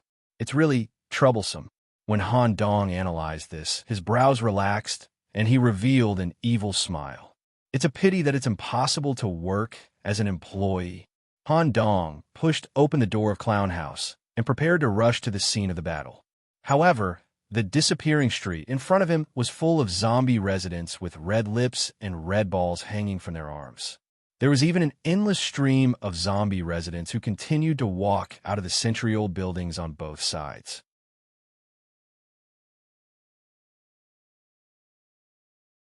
Chapter 131. Faceless Head. Disguise. Before opening the Clown's house, Han Dong had already completed his disguise in advance. Since the Clown had sent the parasitic body, Bella, to guard him, then there must be other surveillance methods left in the street. Unexpectedly, there were so many lives controlled by the Clown. The townsfolk who had died normally in Draytown had become the Clown's creatures. Han Dong disguised himself as Bella and tied a red balloon to his wrist. Just like that, he easily passed through the zombies, left the disappearing street, and returned to Draytown. At first, Han Dong was a little worried that he wouldn't be able to find the place where the battle broke out. After all, Draytown was so big. Unexpectedly, As soon as Han Dong stepped back into Dry Town, he saw very conspicuous purgatory ashes floating in the air above the buildings a few kilometers away. A 3-hour battle. This purgatory monk is really strong. I hope I can still make it in time. Cass, hang in there. The alley at the back door of the pork factory was already empty. The longer the battle with purgatory monk Togu, the more serious the purgatory of the battle area would be. The entire back alley had already turned into a lava zone. It was impossible to continue fighting here. The battle area had already been moved to a special location. At the bottom of the pork factory, there was a large freezer used to refrigerate pork. Koslin was the one who discovered this important battle location. During the battle, he was targeted by the monk Togu because of his many shots. When Koslin quietly moved the sniping spot, he discovered this special area through the temperature gauge he carried with him. However, Koslin didn't tell everyone this information immediately. He still chose to continue fighting in the alley. The clown and Cass flanked from the front and back, plus Koslin's long-range fire support. They were really evenly matched with this purgatory monk. The coral seal provided the ocean shield and the refreshing feeling of the ocean. To a large extent, it resisted the high temperature when fighting with the monk Togu. Moreover, the ocean shield could also resist some of the lava damage. Cass being able to persist in close combat was inseparable from this ring. Of course, this also had a lot to do with Sophia, who followed behind Cass and cast healing magic. Whenever Cass was injured, holy light magic would descend upon the wound. 2.5 hours later, the battle had reached its climax. Cursed, who was hiding in the dark, had finished adjusting the freezer. Through the clown's sound transmission barrel, he relayed the information to everyone. After reaching an agreement, the four of them grabbed the red balloon that was floating in the air and moved toward the pork factory. He successfully lured the monk to the freezing room. Half an hour ago, Koslin had already adjusted the temperature in the cryogenic chamber to the lowest -53 degrees Celsius. Togu, who had already been injured to a certain extent and had consumed more than half of his energy, had already been injured. In the ultra-low temperature environment, he was immediately subjected to attribute suppression, and his lava ability was greatly restricted. Some of the iron chains that were exposed because of the injuries quickly formed ice crystals. Not bad. You're pretty smart. Cursed decision and strategic shift earned Pennywise the clown's praise. The relationship between the two became neutral. Furthermore, the battle was still ongoing. Cass was in a state of crusader frenzy. In addition, he had been scorched by the lava from the previous battle. Now that he came to the cryogenic chamber, he felt like he had stepped into an air-conditioned house on a hot summer day. His essence, energy, and spirit were all raised. Faced with Toga's attack, Cass accurately performed extreme block. He completely deflected Toga's attack. Taking advantage of the gap, he stabbed his spear into Togu's right shoulder blade. In the previous battle, the strength amplification provided by the lion's shield had yet to disappear. In addition, Togu's right arm had been attacked many times. This spear directly cut off a few of the iron chains inside, causing his right arm to show signs of loosening. At the same time, Koslin immediately followed up. A holy water armor-piercing bullet hit the loosened shoulder joint. Crack! Many of the iron chains broke. Only 3 iron chains were left connecting his arm, causing Togu's right arm to be suspended in midair. Haha, well done! The clown laughed loudly, seizing the opportunity. Even though he was fat, the clown's agility did not decrease. He grabbed Toga's arm and pulled with force. Bang! The only 3 iron chains that were connected were torn off, and Togu's right arm was completely crippled. The clown did not dare to eat Togu's arm, or else his stomach might be burned to the point of perforation. As he threw away the arm, he said in a low voice, "The iron chains that run through Toga's body are the origin iron chains that he forged with great difficulty. Its strength and heat resistance are far above ordinary steel, but its weakness is that once it breaks, it is very difficult to regenerate." While occupying the geographical advantage, Toga's combat power was reduced. The originally balanced scale immediately tilted. The clown's team had a great advantage. Taking this opportunity, Cass raised his spirit. He continued to cooperate with the clown to launch fierce attacks. Victory was right in front of him. As long as he killed the monk, this 4-star mission would be completed successfully. The entire team would survive and pass the mission, and they would also receive a large amount of rewards. This was enough for Cass to use up his last bit of strength. The battle in the cryogenic chamber continued for 43 minutes. Cass roared angrily. He cut off Toga's other arm again. Then, Cass collapsed backward due to exhaustion. Hand of Holy Light, Sophia immediately cast a spell. A giant hand with slight healing properties caught Cass and brought him away from the battle area. Togu, who had lost both his arms, was doomed to lose. Even so, Togu still had no intention of admitting defeat. Az Ketaya. Togu roared angrily. Why are you roaring so loudly? The clown suddenly jumped up and used his greatest strength. A combined heavy punch smashed onto the top of Togu's head. Togu's head was too hard. This hit directly deformed the clown's hands. But there was still some effect. Togu was already covered in scars. After more than 3 hours of battle, apart from his hands being cut off, his head was also injured. His defense was far from what it was before. The shock wave produced by this punch was directly transmitted to his brain. Toga's eyeballs suddenly rolled up, and his body twitched. Kneeling on the ground, leaning forward, falling down. Victory and defeat had been decided. Next, they only needed to remove the layers of iron chains and destroy Toga's brain, and everything would be over. Ouch, ouch. It hurts so much. The clown hurriedly brought his deformed palm close to his mouth and blew hard on his thumb. It was like the structure of a balloon. As the air blew in, the palm immediately returned to its original state. Togu, I finally finished you off. After 3 hours of battle, the clown himself was also quite tired. The panting clown took out a prop from his pocket, a dollhouse. Handong's speculation was not wrong. The clown had no intention of killing Togu at all. Instead, he was preparing to imprison the seriously injured Togu and obtain all the information about Old Dre Town from him. At this moment, a figure barged into the cryogenic chamber. What are you doing here? The clown stared at Parasite Bella, who ran in with a strange expression. Nicholas is missing. Bella's face was full of panic. She had a feeling that she had made a big mistake. Missing? It doesn't matter. We'll slowly look for him later. You step back first. I have the most important thing to deal with now. After defeating Togu, the clown was in a good mood. He had no intention of blaming Bella at all. Okay. Just as Bella lowered her head and was about to step back, her palm suddenly pressed against the back of the clown's head.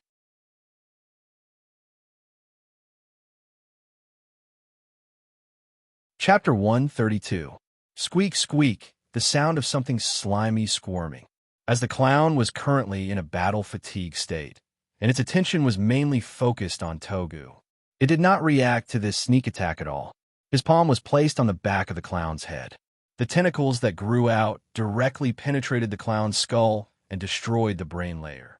After the brain was destroyed, Ghoul's arm and Plague Doctor's dagger immediately fused. He immediately followed up with a palm strike and bombarded the clown's back. At the same time, a large number of plague rays shot out from the mouth of his palm. The plague green light pushed the clown's fat body and slammed heavily into the wall deep in the cryogenic chamber. The faceless skull's camouflage could assimilate and cover the entire body. In the blink of an eye, Bella turned into Handong's appearance. Captain Cass, come over quickly. The situation has changed. There was no time to explain in detail. Even if the sneak attack was successful and the tentacles destroyed the clown's brain, it would corrode a huge plague groove on the clown's back. However, Handong did not think that this would kill the clown. Handong still could not determine what the clown's true nature was. What's going on? Cass was a little confused. After all, he had just fought with the clown for 3 hours and defeated the monk after the main storyline was changed. Next, he only needed to deal the finishing blow to end everything. Moreover, as far as the battle was concerned, the clown did not slack off the entire time. He had been fighting with all his strength. Captain, let's go over. Brother Lon should have discovered something. Using the steam armor, Coslin helped Captain Cass up and approached Han Dong. In fact, as far as Coslin was concerned, after all, he was targeted at the clown party and was turned into a puppet by the clown. He had never trusted the clown. In Coslin's opinion, if the intimacy level could be increased, it could also be decreased. Besides, the clown was at most a neutral relationship with everyone. He could betray them at any time. Just as the four of them gathered again, the door of the cryogenic chamber was pushed open by something. A large number of red balloons floated into the cryogenic chamber. They all gathered towards the clown. The balloons were painted with black, smiley faces. Through the compression of the air inside the balloons, they emitted a strange laughter. Even this can't kill you? Even with such heavy injuries, the clown was still alive. Han Dong estimated that once the balloon came into direct contact with the clown, it would immediately regain its vitality. Hurry up!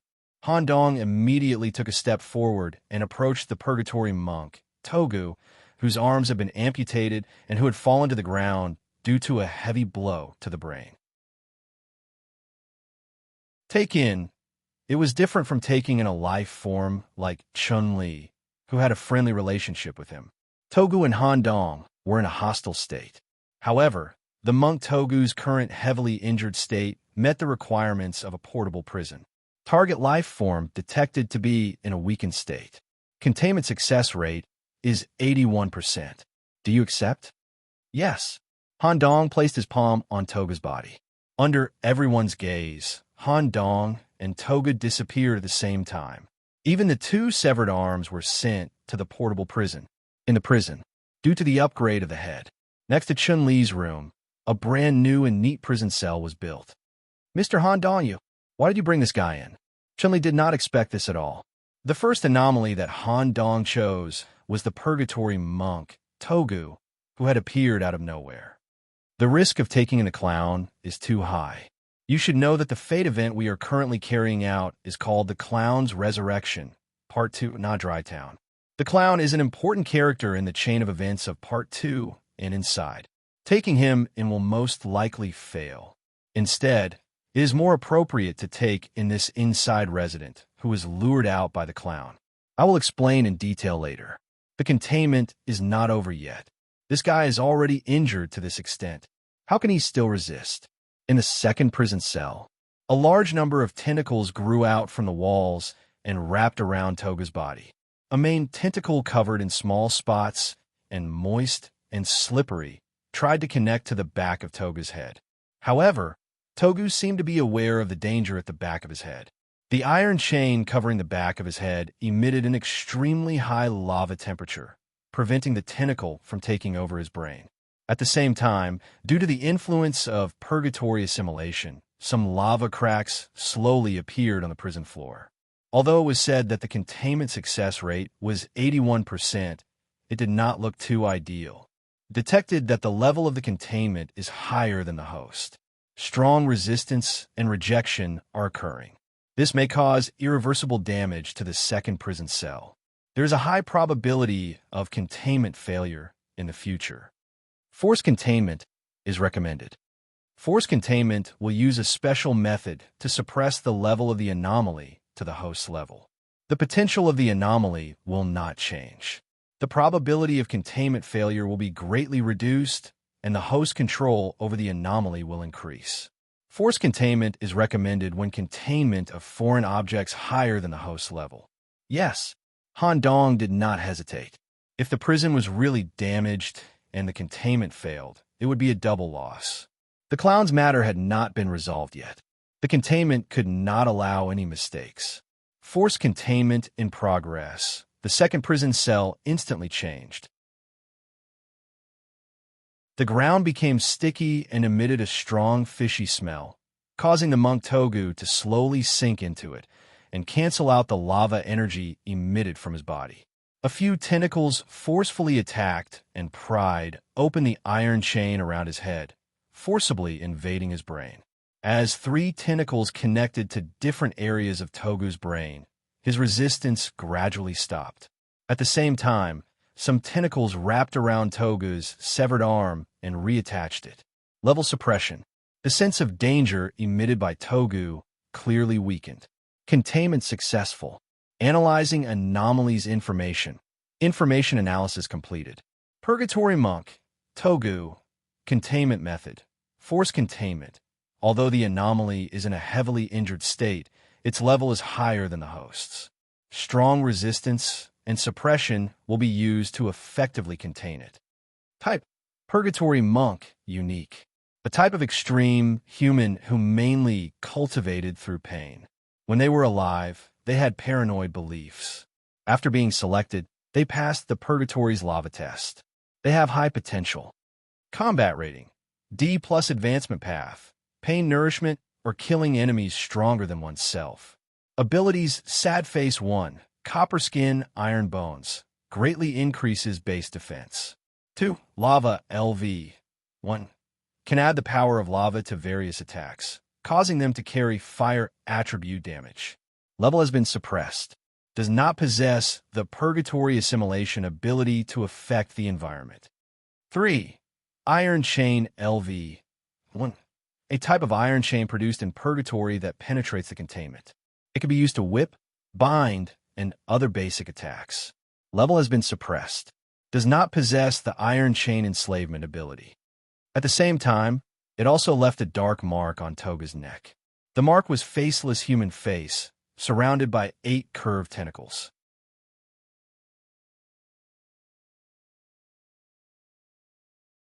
Chapter 133.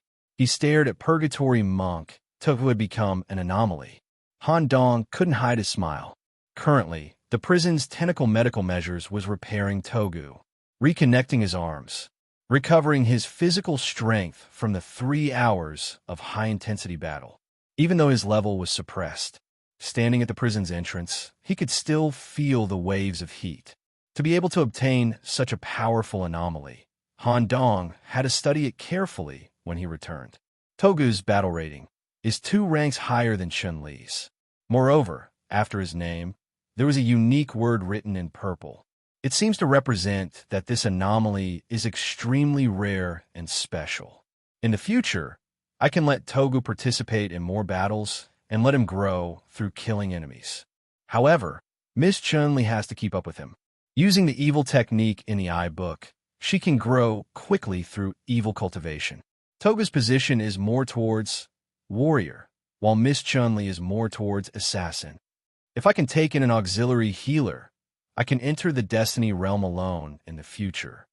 Seeing that Togu had stabilized, Han Dong didn't hesitate and immediately left the portable prison.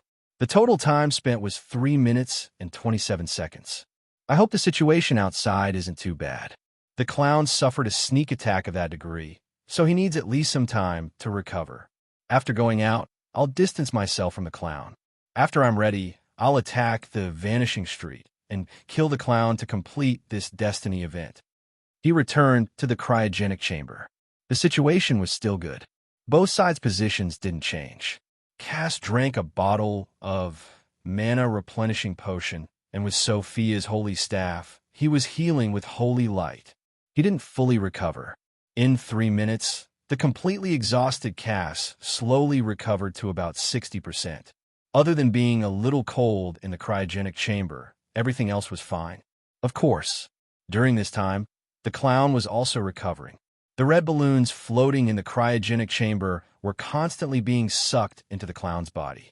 The plague hole on his back was completely healed. Currently, many red balloons were being sucked into his nostrils and ears, undergoing the final brain reconstruction. During the reconstruction, a large number of smiley balloons blocked the clown's surroundings.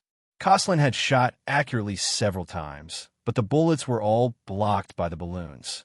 Furthermore, once a human body approached, the balloon would automatically attach itself to the individual's body and cause a violent explosion. Coslin himself was also quite tired from the 3 hours of battle, so he didn't dare act rashly for the time being. That was the situation. However, just as Han Dong returned to the cryogenic chamber, an unexpected system notification popped up. The main storyline of the Joker's Resurrection, Part 1, has been completed. What? Han Dong, who was already prepared for battle, was dumbfounded. I remember that the main quest after the update is save Dre Town and kill Togu. Was containment counted as killing? The Destiny space must have detected that Togu has completely disappeared, so it acted as? Just as Han Dong was overjoyed and was about to bid farewell to the clown, another notification sounded. Detected combat status. Unable to leave the Destiny realm. Please leave the combat zone for at least 30 seconds.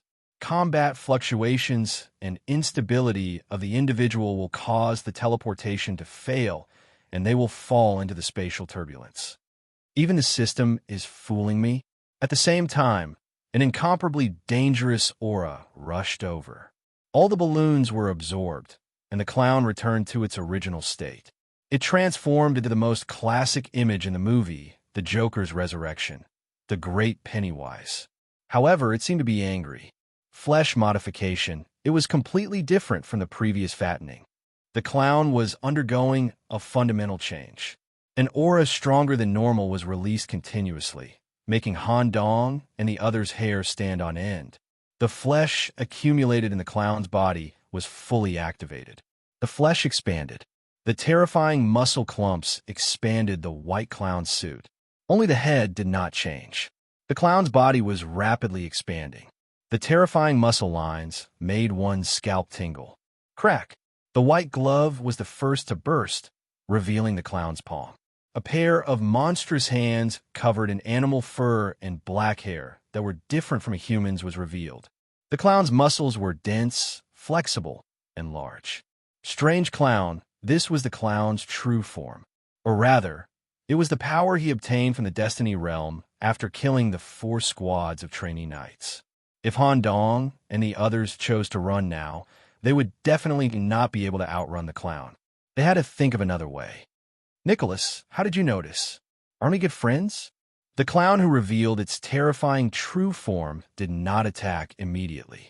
Instead, it scratched the side of its head with its furry and sharp claws and asked Han Dong curiously. In the clown's eyes, its plan could be said to be perfect and flawless. There should not be any flaws. Han Dong did not answer. The clown continued, "Don't tell me. You never trusted me. When we were working together in the sewers, you had your squad members gather information about me in the unguarded dry town. Then you deduced my series of plans, right? Wah." She had a feeling of being hurt. "You're not worthy of being a friend. I originally planned to give you some rewards, then fake my death and let you pass. Who knew? Everything was ruined by you, Nicholas." Han Dong had a look of disdain. "Give us rewards? Once you imprison Togo, you will turn around and kill us. After all, you have already understood the rules of the Destiny space. Once you get rid of us, the system rewards will make you stronger so that you can carry out your great plan. Will you let experienced babies like us go? Stop joking." The clown spread its hands helplessly and admitted, "Hee, I did plan to do so. Actually, there's one thing that is very unfortunate. Your sneak attack just now was very accurate. I didn't even notice it. If you had worked a little harder, I might have been seriously injured and couldn't get out of bed for half a month. You guys could have easily passed the level and left. Unfortunately, you were a little too impatient. All right, let's carry out the last part of the plan. Killing the goose that lays the golden eggs. Kill you and take back Togu." After the clown finished this sentence, it did not pounce forward. Instead, blurred. It reached out its hand and pulled its throat, forcing itself to vomit. A stream of gastric juice was vomited out along with a life form. This scene made Han Dong's body tremble. His back instantly broke out in a large amount of cold sweat. Then, something happened that was beyond Han Dong's expectations. The situation became even more dangerous. The person that the clown vomited out was a life form. It was the inner resident aberration professor that was killed by the clown in the main control space of the sewers. There is a problem with the detection mechanism of the Destiny system. Is the doctor dead after being eaten? Isn't he still alive? I have to face 2 inner residents at the same time. It's really uncomfortable. Fortunately, the system gave me a way out as long as I can escape.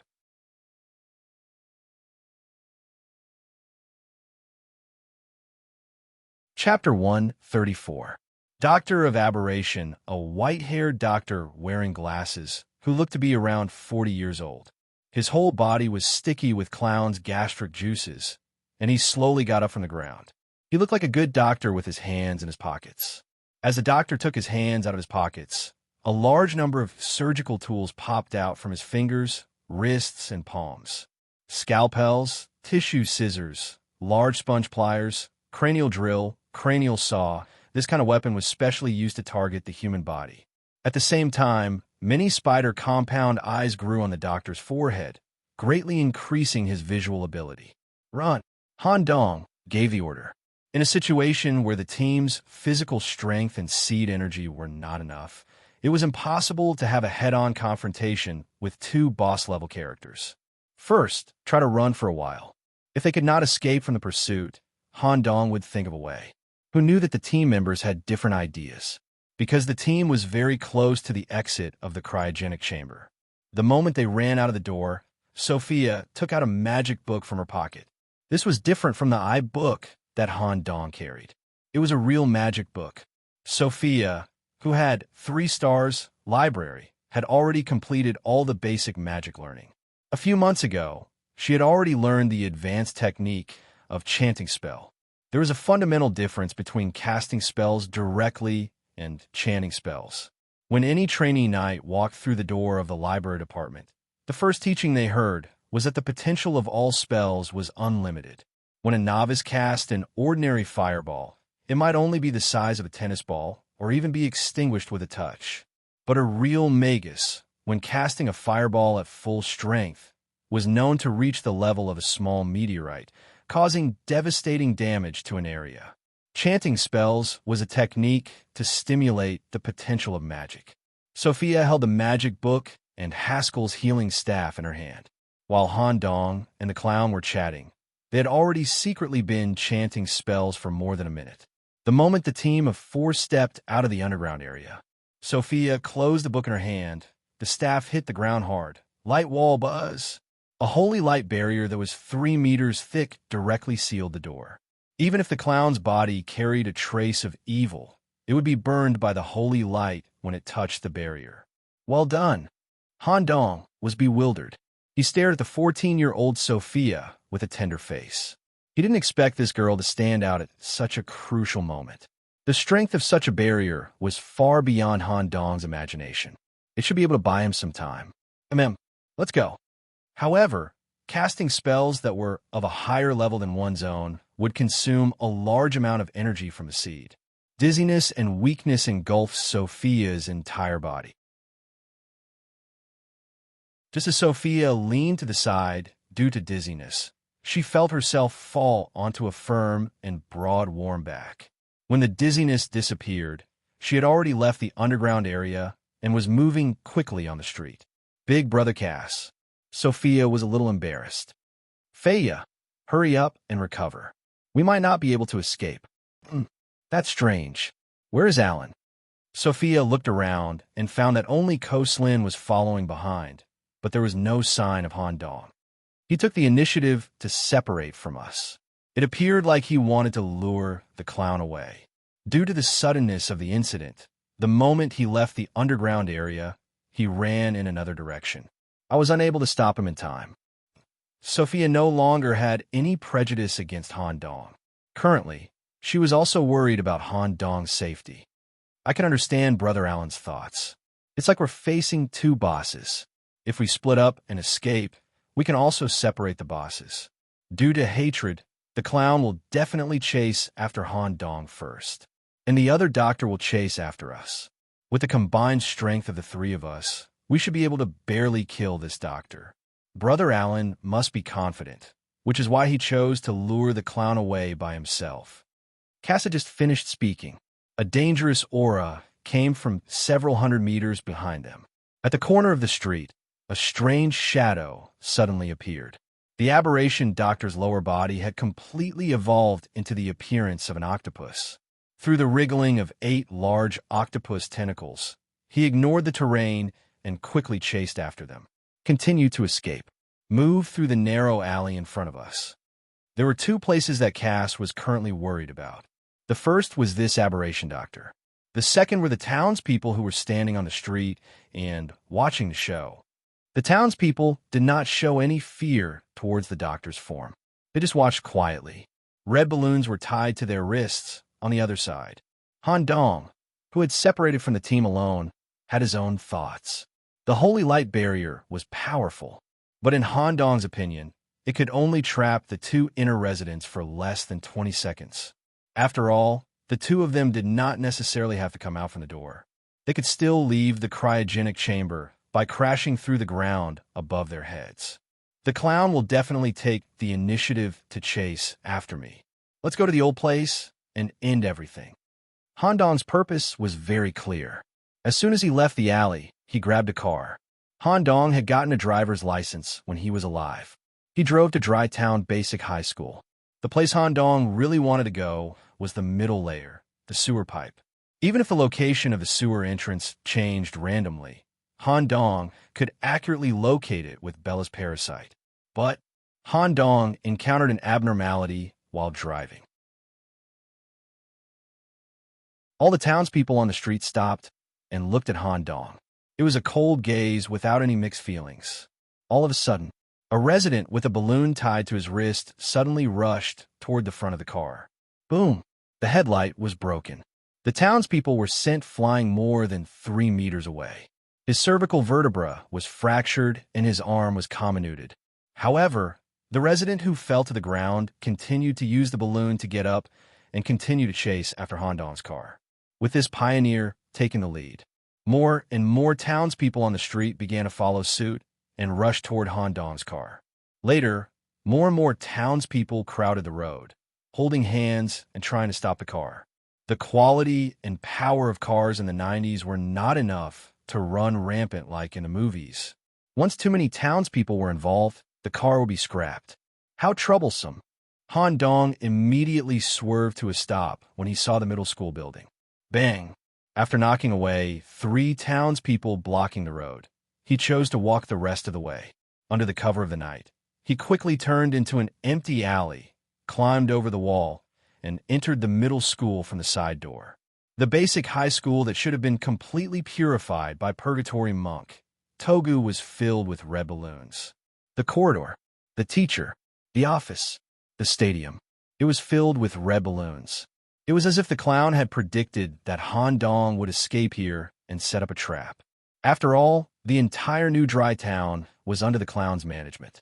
However, the clown would definitely guard the entrance to the sewer area that he couldn't manage and not let Han Dong and the others escape easily.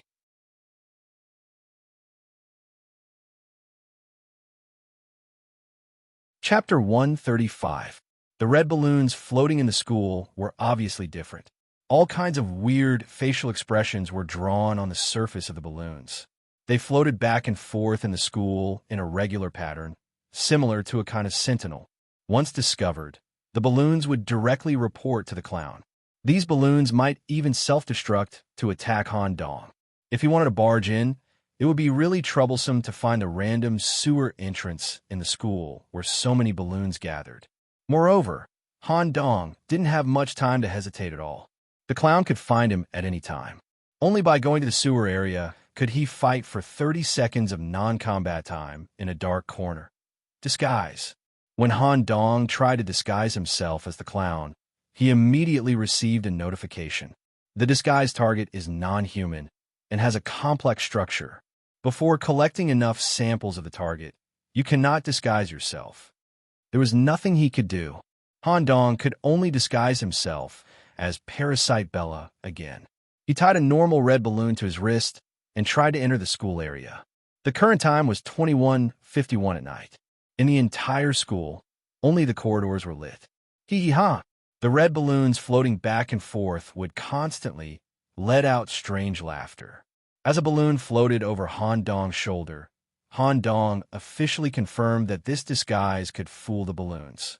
Using the parasite's senses, he began to search for the entrance. Under the current circumstances, he definitely couldn't hide in a storeroom in the school and wait for 30 seconds before leaving the Destiny Realm. Once he was discovered by the clown, Han Dong would have no chance to escape. The balloons floating in the school gathered together, enough to blow Han Dong to smithereens. Han Dong had his own plan. Not only did he want to escape, but he also wanted to escape in the safest way and take some things with him. The senses in the main school building were not strong. Han Dong quickly slipped out from the back door and went along a long corridor to other areas of the school. The gymnasium? As he approached the larger gymnasium, the parasite's senses became stronger. Whoosh, the sound of the metal door sliding, when he carefully pushed open the sliding door of the gymnasium. The scene inside shocked Han Dong. Not only were there a large number of red balloons floating on top of the gymnasium, there were also a large number of students standing in the large gymnasium. To be precise, they were the students killed by Togu. Those who were missing an arm or a leg, those with severe burns on their bodies. His face was blurry. The cranium was incomplete. There were even students who only had their upper bodies left. Their wrists were tied with red balloons, and their faces were smeared with white paint and exaggerated red lips. Even some students whose facial features were severely burned still had red, smiley faces painted on their rotten flesh. Hundreds of students gathered here happily, as if they were having a school meeting. The moment Han Dong stepped in from the back door, crack, crack, crack, the sound of bones twisting, all the students gathered here turned their heads 180 degrees. Their lifeless eyes stared at Han Dong, who was in female clothing. Waves of killing intent spread out. Intermittent words came out from the mouths of these students. Kill any life that enters the stadium. Following that, they began to gather towards Han Dong. Some of them even carried dangerous weapons. The clown knew that I had the ability to disguise myself, so he ordered these guys to attack anyone who entered the gymnasium. At the same time, it indirectly proved that the entrance was here. Miss Chun-Li, come out and cut the meat. The black-haired and red-clothed Chun-Li appeared. Her cold back leaned against Han Dong, and she immediately entered battle mode. So many, how do we kill them? Chun-Li stared at the dense crowd of resurrected students and was a little worried. I will use the little magic eye to see through them and find a breakthrough. At the same time, I will search for the location of the entrance. Miss Chun-Li, please try to kill them with one strike. There's no need to kill them all. We just need to find the entrance. The little magic eye opened between his eyebrows. For students with ordinary physiques, it could capture the movements of 10 students at most at the same time and see through them. Let's go. Facing the first student who leaned over, who was missing an arm and could only use his mouth to bite. The blade wrapped in evil energy directly slashed through the student's open mouth, instantly killing him. The kitchen knife waved wildly. The rampant plague rays, the sharp ghoul claws, the two of them cooperated perfectly and began to harvest the dead students here. They had to pay attention to the fearlessness of these students. Once they were not killed in the first place, the students behind them would surge like a tide. It was all dependent on the little magic eye to capture the overall situation and choose the best harvest route. Of course, Han Dong also divided part of his attention to find the entrance. This way, sports equipment room number 2. After confirming the location of the entrance, Han Dong directly activated another feature of the little magic eye and stared at the resurrected students in front of him. For a moment, filth spread in the air. The resurrected students, exposed to the little magic eye, immediately showed a terrible phenomenon of decay. The bodies of the students who were already badly damaged dissolved, decayed, or separated into stinky pieces of flesh in a short time. More than 10 people died in an instant. Of course, Han Dong was also a little uncomfortable because of the use of the ability, so he temporarily closed the little magic eye. After clearing a path, he stepped on the filth and slapped open the door of the equipment room. Phew, found it. The clown hasn't arrived yet. My luck is good. At the end of the ball rack, he found a manhole cover that led to the middle level. The whole process took less than 15 seconds. Just as Han Dong opened the manhole cover and climbed into the damp and dark entrance, asterisk clink. Asterisk the glass at the top of the gymnasium fell down, and the sound echoed throughout the school. The clown, Pennywise, appeared in the sky with a large number of red balloons. In order to conserve energy, the clown had been floating with the balloons, but he didn't expect Han Dong to know how to drive a vehicle, so he couldn't catch up. He loosened his grip. The clown in his strange form fell from a height of nearly 10 meters. Asterisk boom. Asterisk the 3 students at the bottom were directly flattened. The clown had a terrifyingly muscular body and huge hairy claws. A powerful aura spread out when the clown landed, causing all the students within 10 meters to fall to the ground. Unfortunately, he was still one step too late. Han Dong had already climbed into the entrance. This guy is so fast. The outsiders who came to Dry Town in the past didn't know how to drive a vehicle. It's strange. How can this guy control a vehicle so skillfully? Didn't you come from the same place as them? It was similar to how Han Dong was curious about the clown's background. The clown was also curious about Han Dong. Among the 4 teams that he had killed, he had never seen a human as smart as Han Dong, who also had a strange ability. Wait for me to capture you and study you before I kill you. Hee hee. The clown's gigantified body was slightly larger than the entrance. He could only squeeze himself into the entrance by force. Countless small, grasshopper-like legs grew from his muscles and carried his body as he crawled quickly.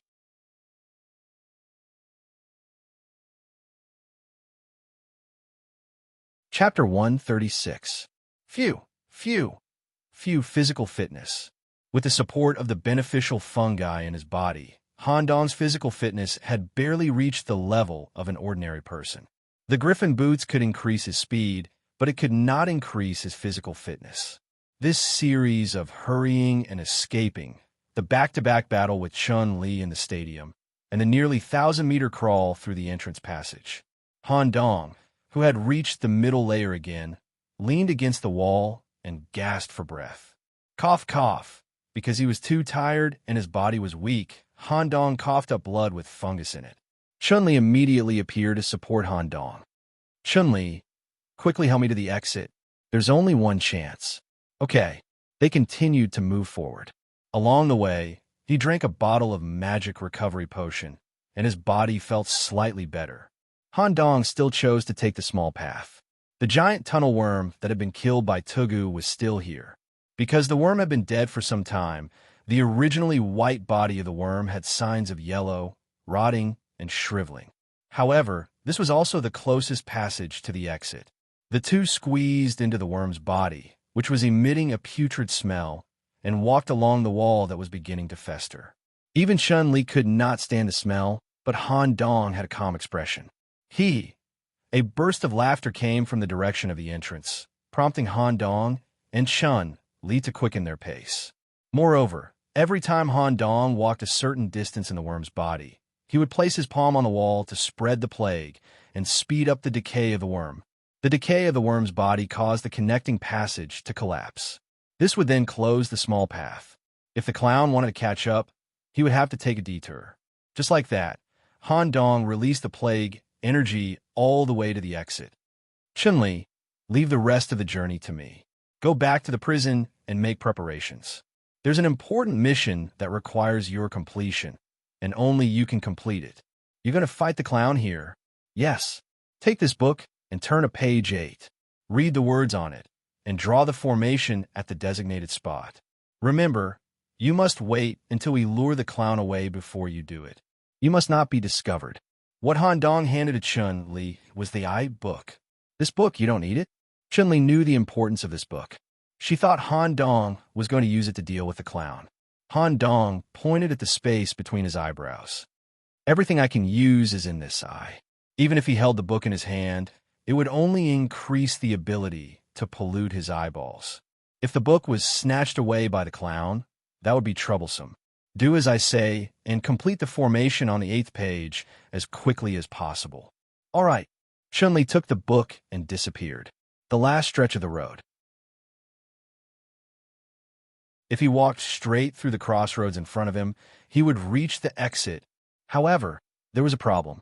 There was a safe house that belonged to the clown near the exit. As he crossed the crossroads, creak, the sound of the door opening. On one side of the tunnel, The door to the clown house that was originally set up here opened. First, a monstrous hand with sharp claws covered in black hair stretched out. Then, a clown with terrifying muscles squeezed out from the small door. Ta-da! I finally found you. I knew that you would come here. Han Dong smiled wryly. The situation that he was most worried about had occurred. The clown didn't tell Han Dong that all the safe houses in the sewers were connected. The clown didn't tell Han Dong beforehand, in order to avoid such a situation. Asterisk squeak squeak squeak. Asterisk, a sharp sound. The clown's fingernails scratched the wall as he slowly approached. By the way, what did you hide, Togu? Your abilities are truly strange. You seem different from the other participants. You know how to pilot a vehicle, and you're also proficient in all sorts of strange abilities. Where did you come from? The clown's speed suddenly increased as he asked this question. A terrifying amount of strength exploded from his muscles. Every step he took left a footprint that was 1 centimeter deep on the tile floor. Eye-opening. Han Dong hurriedly opened his eye-opening. But the moment he opened his eyes, the clown preemptively took a defensive action. The clown reached out and poked his own eyeballs blind. Eye-opening, S ability to pollute one's vision wasn't something that could be blocked by eyelids. That was why closing one's eyes was useless. However, the clown had disabled both of his eyes. This way, he wouldn't be affected by his vision at all. Smack! He grabbed Han Dong's head and lifted him off the ground. With his other hand, he tied Han Dong's hands behind his back with a rubber rope that was tougher than steel. This was to prevent Han Dong from using his dangerous tentacle ability. I'm going to bring you back for research. Your strange ability might be able to make a great contribution to my great plan. The clown took out a mini house from his waist. Previously, he had intended to use it to contain Togu, but now he had changed his target. Han Dong, who was lifted into the air, mocked, "The great plan. Isn't it to invade Old Dre Town? Your ambitions are really small." The clown was unmoved by Han Dong's mockery. He continued speaking. "When I take control of Old Dre Town, I'll naturally have the power to tear apart the membrane of this game. At that time, I'll personally descend into your world and turn it into my playground." Ha ha ha. Oh, I hope you won't descend outside the main city. Otherwise, you won't even know how you died. Main city? I heard the little guys who were killed by me a few times mention this matter. All right. I'll get all the information about the outside world from your mouth. Haha, let's go. Just as the clown was laughing wildly and approaching Han Dong with the small house, a familiar scorching heat from hell swept through the underwater passage. Clang! An iron chain was thrown from the other side of the intersection. It accurately wrapped around the clown's neck. Sizzle. The scorching heat of the lava immediately melted the skin on the clown's neck, causing white smoke to rise. Coupled with the monk's immense strength, he forcefully dragged the clown towards the source of the iron chain. This also allowed Han Dong to break free from his restraints and fall heavily to the ground. Togu, how did you recover? The clown turned his head to look at the other end of the iron chain. The person controlling the iron chain was the purgatory monk, Togu. A portable prison can teleport anomalies to any location within 10 meters of the main body. It can also be kept in the prison when the anomalies are within 10 meters of the main body. The clown didn't understand how Togu's arms could recover in such a short period of time. Moreover, from the looks of it, even his physical strength seemed to have recovered. He seemed to have come here specifically to assist Han Dong. But you seem to be a little weak? The clown in his monster form had the same strength as Togu when he was at his peak. His feet were firmly planted into the ground. He ignored the scorching heat and grabbed the iron chain with his hairy claws. He stopped the iron chain from dragging him and even pulled Togu in the opposite direction. Swish! At the same time, the clothes on the clown's back were torn apart. 4 terrifying grasshopper-like legs were revealed to prevent Han Dong from sneaking an attack on his back. Just like that, the true ultimate battle of the clown's resurrection officially began.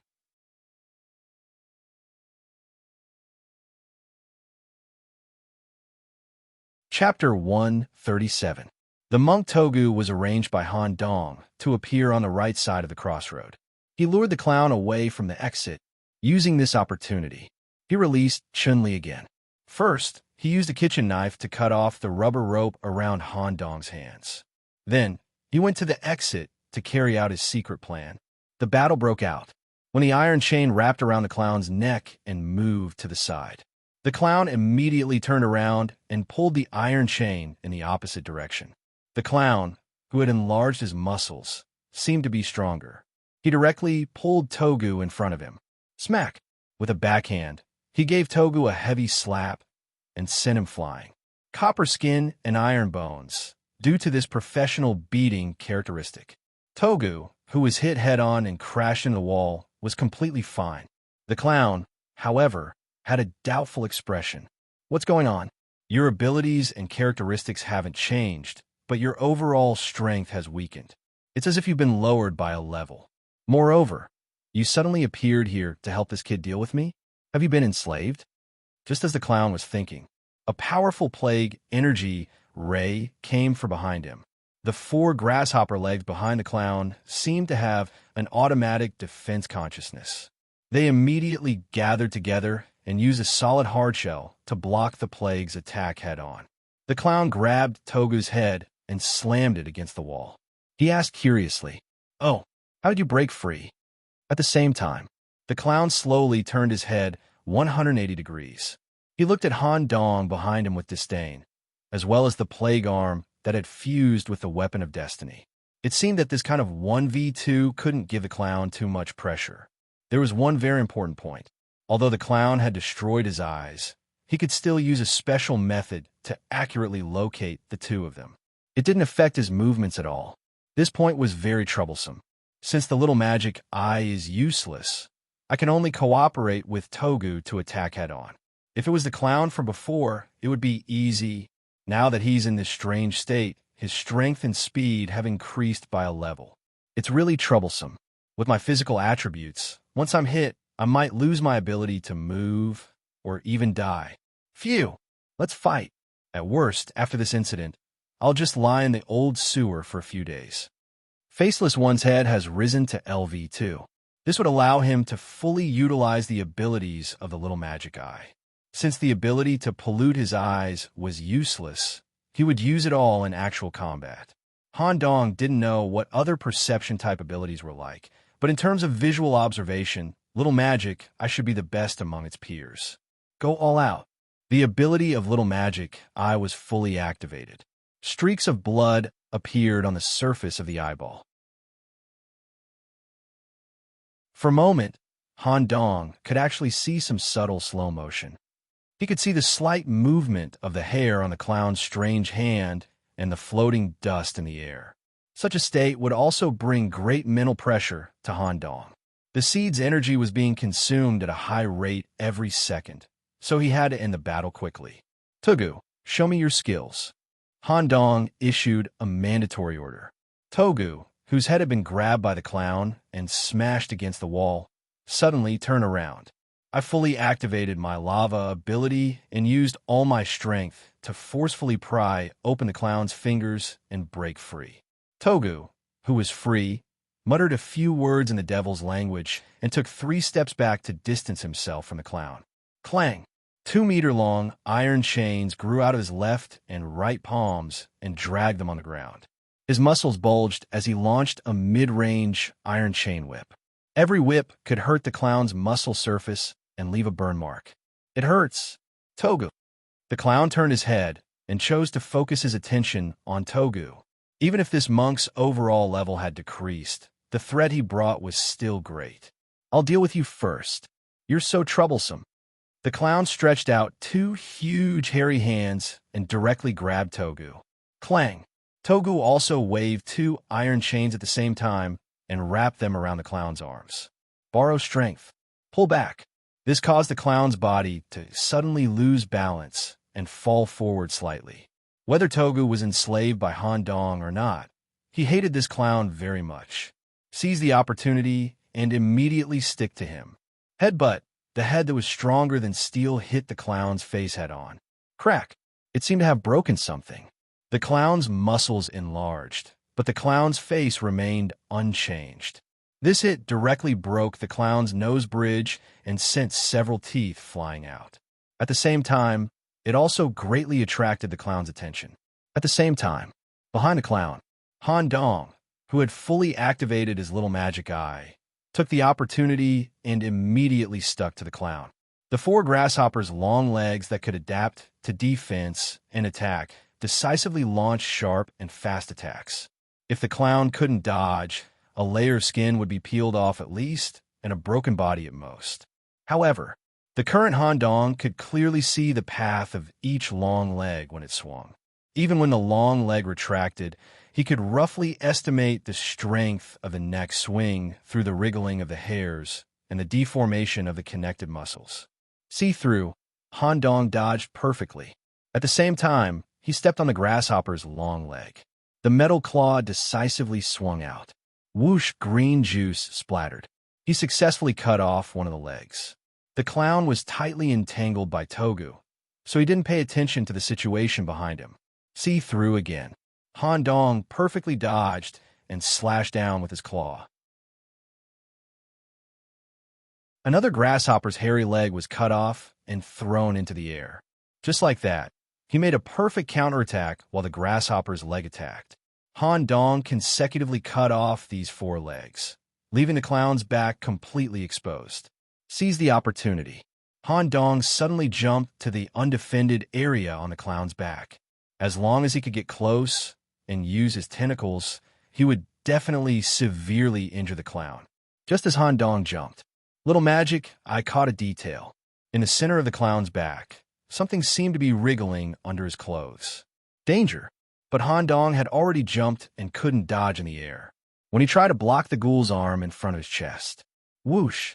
The wriggling animal on his back protruded, piercing through his clothes and growing abruptly. The fifth grasshopper's long leg. Compared to the four legs that Han Dong cut off, it was sharper and thicker. The tip of its foot pointed directly at Han Dong's chest, and its arm couldn't block it in time. However, the scene of the heart being pierced didn't happen as expected. Instead, there was a ding sound of metal colliding. Han Dong was sent flying by this piercing sound, and his body fell heavily 5 meters away. Wah! Han Dong spat out a large mouthful of blood mixed with probiotic fungi after landing on the ground. The clothes on his chest had been torn apart, revealing a silver soft armor. It was the equipment that Teacher Pasha gave Han Dong in advance. Now it seemed that this silver soft armor wasn't simple. At least in terms of hardness, it was definitely top-notch. Phew! When I go back, I really have to thank Teacher Pasha. Han Dong's landing point was right in the center of the intersection. He immediately tilted his head and looked in the direction of the exit. I'm almost ready. Wah! My ribs seem to be broken. Hang in there. Han Dong no longer joined the battle and immediately approached the exit.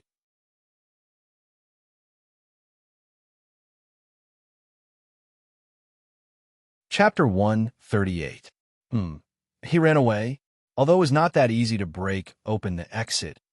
In the past, the aberration professor had used up hundreds of incomplete aberrations to create a small crack in the exit that only allowed one resident to pass through.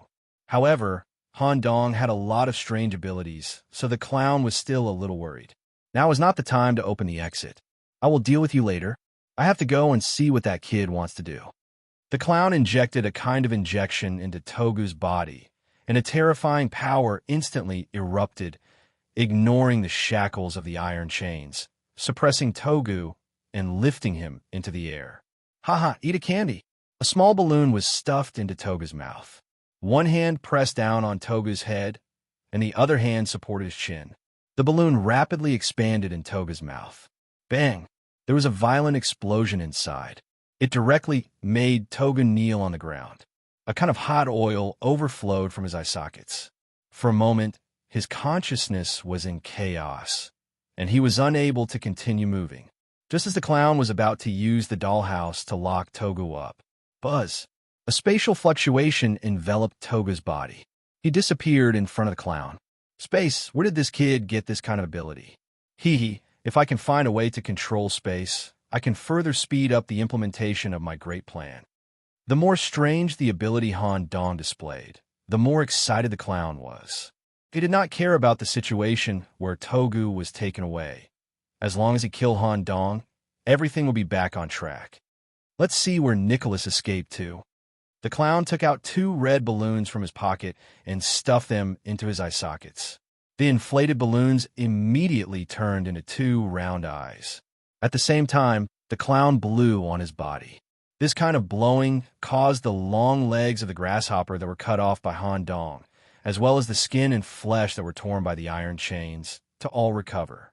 It had to be said that compared to Resident Togu, the clown's combat level was slightly inferior.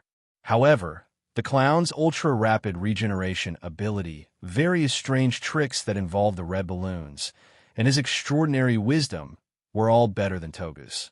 This was also why the clown was difficult to deal with. If he used strength, he would not be able to defeat the clown directly.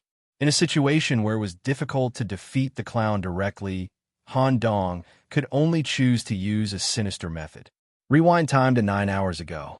It was also when the clown lured Togu away from the exit, and Han Dong used the red balloon to fill the gap. After successfully forcing the black-haired resident to retreat, Han Dong stayed near the exit for a while. No one knew what had happened during this period of time, because Han Dong was very curious about one thing. Why did it take so much effort to destroy the exit? Moreover, although these aberrations were incomplete, they were still stronger than humans. The lives of hundreds of aberrations had been sacrificed in exchange for a few tiny cracks. Were these mutants killed by the monsters entrenched in the middle layer? Something's not right. Han Dong found a complete aberration corpse and examined it carefully. He discovered that there was blood flowing out of the 7 orifices of his body. When he reached out to touch his body, it was very soft, so soft that there were no bones in his body. Curiosity drove Han Dong to perform the autopsy.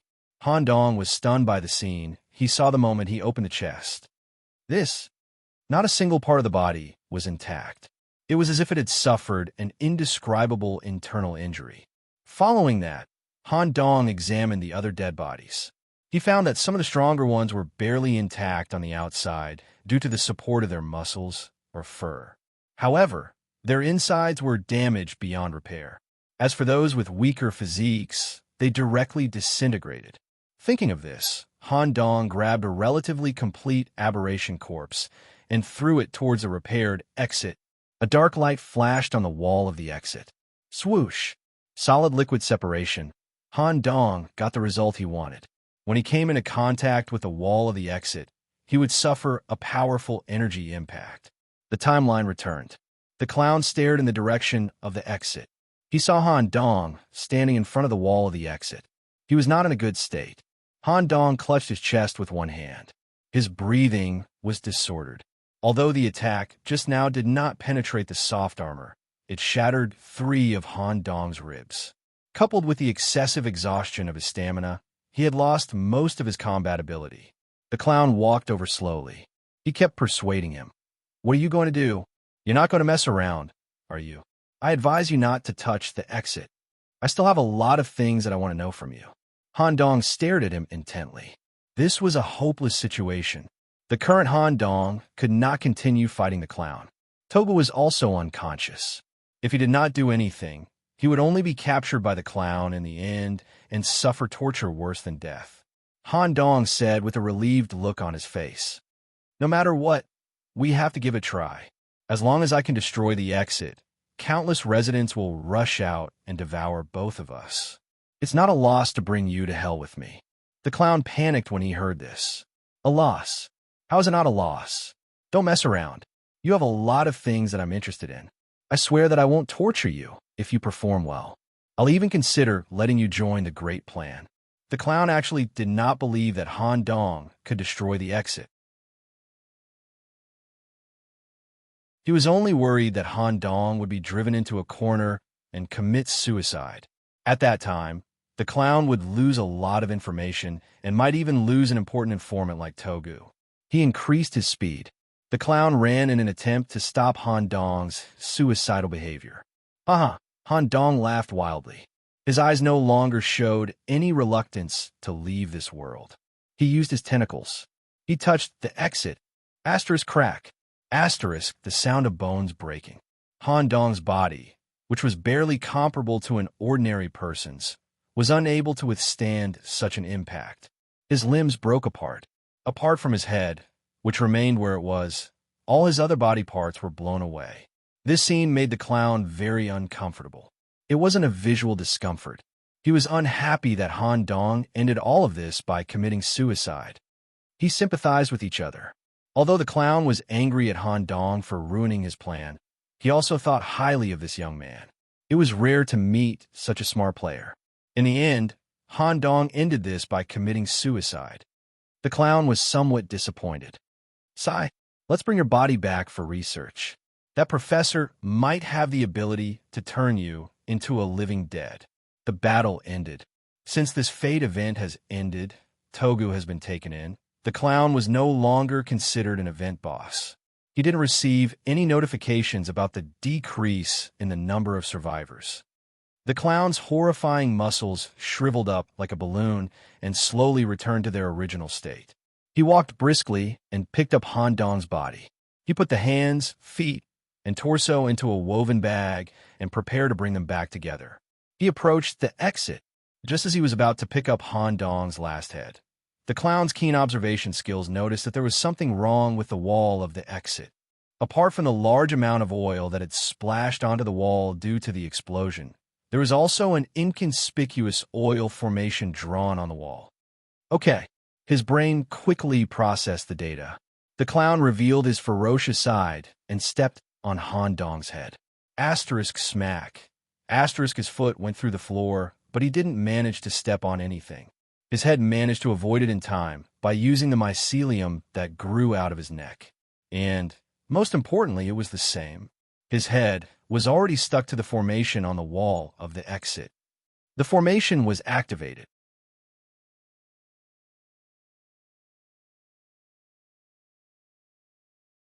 Chapter 139. Book of the Dead. I section copy. The content of the 8th page was about a sacrificial array.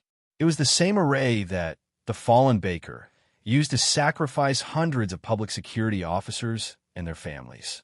When this array was activated, it would absorb any form of life or energy as a sacrifice. The array currently printed on the wall of the exit was a miniature version created by Chun-Li by remotely splashing oil. It was successfully activated by Han Dong's head. For a moment, the clown felt a strong attraction force.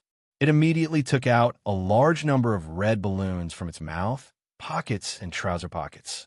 With the help of the balloons, it avoided being sucked into the array, flashing with red light.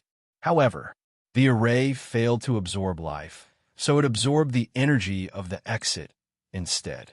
This also caused cracks to form on the surface of the wall. Through this method, the cracks were even larger than the previous ones. At the same time, as the caster, Han Dong was not affected at all. He picked up his limbs, reassembled them, and put them back together. In fact, Han Dong did not touch the exit at all. The so-called limb explosion was just a show directed and acted by Han Dong. After all, this feature of Han Dong allowed him to freely disassemble any part of his body. At the last moment, this was the only way Han Dong could come up with to play dirty with others. First, he asked Chun-Li to secretly draw a miniature version of the array. He emphasized that she could not directly touch the wall and just draw slowly. Han Dong cooperated with Togu and fought against the clown with all his strength. In fact, if Han Dong really wanted to go all out, if he cooperated with Togu, he should be able to fight evenly with the clown. But after a long time, the clown's physical fitness was definitely better than Han Dong's. If this dragged on, sooner or later, the clown would lose due to physical fitness problems or even be accidentally killed. Therefore, after Han Dong knew that the array was completed, even if the little magic eye caught the 5th leg wriggling on his back in advance, Han Dong deliberately pretended not to see it and took the initiative to stick close to it. Through the little magic eye, he predicted the position of the leg puncture. In addition to the protection of the soft armor, Han Dong also placed an extra layer of iron on his chest. As a result, his ribs were broken and he was seriously injured. Togu, who was fighting the clown alone, was also knocked unconscious and temporarily lost his ability to move, no matter who looked at it. Under such circumstances, Han Dong could not possibly resist. The clown also thought so. Han Dong was at his wit's end. In the end, Han Dong stood in front of the exit and displayed his best acting skills. It was a kind of extreme psychology that was forced into a desperate situation and decided to cut off all means of retreat. When the clown approached, he pretended to touch the exit and then pretended to be hit by the powerful impact of the exit barrier, causing it to shatter.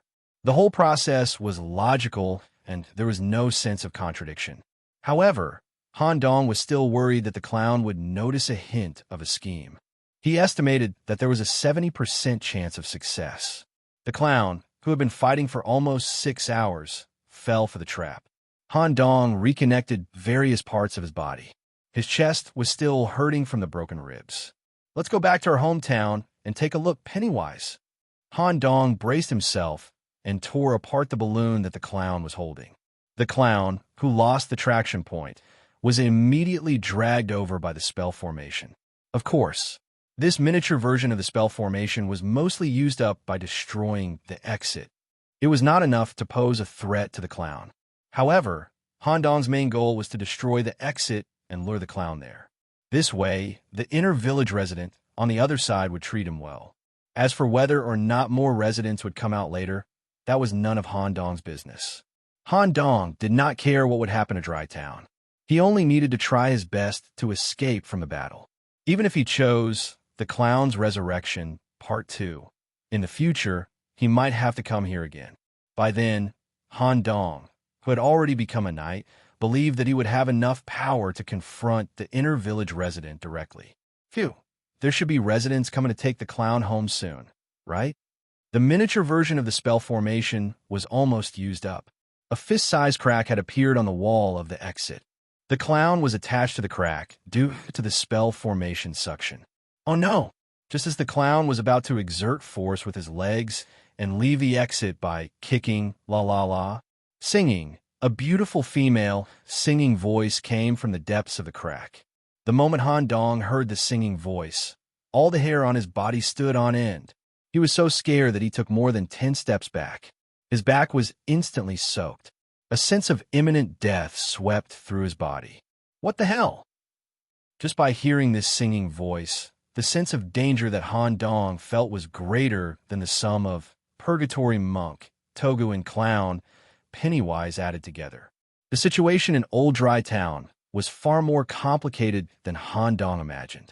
It was not just a matter of the residents. Han Dong also understood why the clown did not dare to recklessly approach the exit. Even if the clown wanted to gather information about Old Dry Town, he would have to let the doctor do the work in the middle level, and he would definitely stay away from the exit. When the clown heard this singing voice, his face was also tense with fear. Then, something strange happened. From the fist-sized crack, female arms came out one after another. Ice muscles, jade bones, slender, and each fingernail was smeared with pale, white nail polish. More than 10 such arms slowly wrapped around the clown's body, making him unable to move at all. It was not a suppression of power, but a suppression of realm. La la la, as the singing continued, these arms kept dragging the clown deeper into the crack. No, now is not the time to go back. My plan is not complete yet. The clown switched to his monster form again. With the strength of his huge arms, he tightly grabbed the crack to prevent himself from being dragged back in. At this critical moment of life and death, the clown used 120% of his strength and could barely hold on for a few seconds. At this moment, Han Dong resisted the fear in his heart. He stared at the clown with a smile and said his final farewell. Just taking Togu away doesn't seem to be enough to settle the score between us. I'll take away one of your arms, and we'll be even. See you in the other world, Pennywise. Remember, wage earners have tempers too. Arm? A red shadow flashed out. It was Chun-Li, who had been temporarily strengthened. She followed Han Dong's orders and approached the clown. The kitchen knife, which was covered in resentment, continuously slashed the clown's shoulder. Whoosh! With the arm pulled taut, the clown's entire left arm was cut off in 2 or 3 moves. At this moment, an equally beautiful female hand grabbed at Chun-Li from the crack. It was a critical moment. Chun-Li grabbed the clown's left arm and instantly disappeared with the help of the portable prison. With one arm gone, the clown's support point was also gone. The clown was immediately dragged into the crack at the last moment before he disappeared into the dark abyss. The clown's face was not filled with anger, hatred, or despair. It was a wild laughter that came from the bottom of his heart. Ha ha ha! Nicholas, I look forward to your next visit to Dry Town. Ha ha ha! The clown completely fell into old Dry Town and disappeared.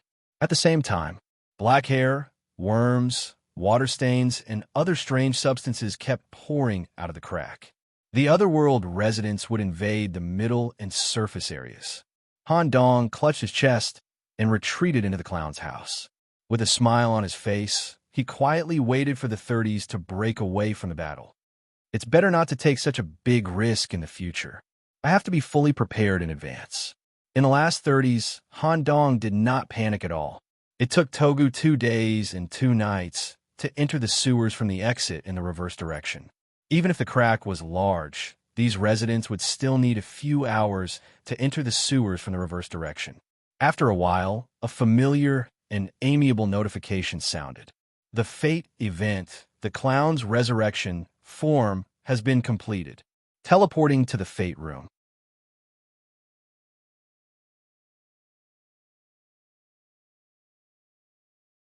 Chapter 140. The familiar pure white room. However, when Han Dong was teleported here, he immediately felt a sense of oppression. It was not the space oppression, but the chest oppression. When Han Dong was teleported here, Cass immediately went forward and hugged him because he was too excited. After all, it was not easy to win this time. Wah, it hurts. As his ribs were broken, Han Dong was hugged by this bear hug and cried out in pain. I'm really sorry. I was too excited. Cass immediately stepped back and Sophia stepped forward. She pressed her staff against Han Dong's chest, and a warm, holy light energy was transmitted to Han Dong's chest, relieving the pain immediately. Moreover, due to Sophia's talent in this area, this holy light energy could also help the bones in the body to move back to their original position, greatly reducing the pain. Thank you. It's us who should thank you. Sophia was the first to thank him. Yes, Brother Lon, if it weren't for you, we would have been killed by the clown. I only estimated the strength of the 4-star event boss, but I didn't think that the opponent's intelligence could reach such a level. The entire Dry Town was actually under his control. Thinking about all this makes me tremble with fear. Without you, we couldn't have won. Cass, you're very strong. There was no doubt about Cass's strength. When he cooperated with the clown at the last minute to fight the strongest boss of this event, Purgatory Monk, Toga, Cass was not at a disadvantage at all and fought for more than 3 hours. At this time, the short Koslin also spoke, expressing his gratitude in a more practical way. If you need any craftsman products in the future, you can come to me at any time, free of charge. Han Dong suddenly remembered something. Oh right, Brother Koslin, I have a sister who is learning mechanics under a certain craftsman. However, she is not a trainee knight yet. If she is promoted in the future, just take care of her for me. There are very few ordinary civilians who can be chosen as craftsman apprentices. After all, if you allocate some fate points to mechanics, the individual's talent in this area will be far better than ordinary people. What's your sister's name? Nina Nicholas. Is Nina your younger sister? Could your real name be Warren Nicholas? A novice knight who has just been promoted from the civilian area? Han Dong was stunned. He was actually planning to confess some things to the team. He didn't expect that when they talked about Nina, they would mention his real name. Han Dong didn't object. Brother Caslin, do you know Nina? She's working as an apprentice in an ordinary machinery workshop under my mentor's name. The tutor is very busy. He will send me and other students to inspect the mechanical rooms. I have a deep impression of this young girl. She is young and talented. Even if I don't take care of her, she will have a good future. Not too long ago, he heard her proudly mention that her brother had become a trainee knight. I didn't think it would be you. By the way, Brother Warren, did you just join the school? Even Cass and the others were stunned by this question. At first, Han Dong joined the team as a two-star mysterious apprentice. In everyone's opinion, he should at least stay in the Knight Academy for a semester. Now that the truth was exposed, Cass didn't know what to say. I hope everyone can keep the fact that I'm still a freshman and some things about my abilities a secret. I'm directly under Mr. Black and White. This involves some secrets of the mysterious branch, so it's not convenient to announce it for the time being. Han Dong directly mentioned Mr. Black and White. As soon as he said this, it was immediately effective. Cass, who had a rich understanding of the Night Order, immediately said, "The Crow Prophet. Rumor has it that this person spends a lot of time astrology every day and has no time to manage the students. You actually became this important person's student. The reason why the Knights of Plague were ranked among the top of the 13 Night Orders.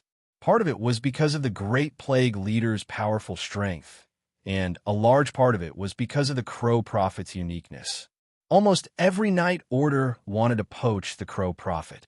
Unfortunately, he seemed to have a special relationship with the Great Plague Leader. He insisted on staying in the Knights of Plague." Warren. No, Brother Warren.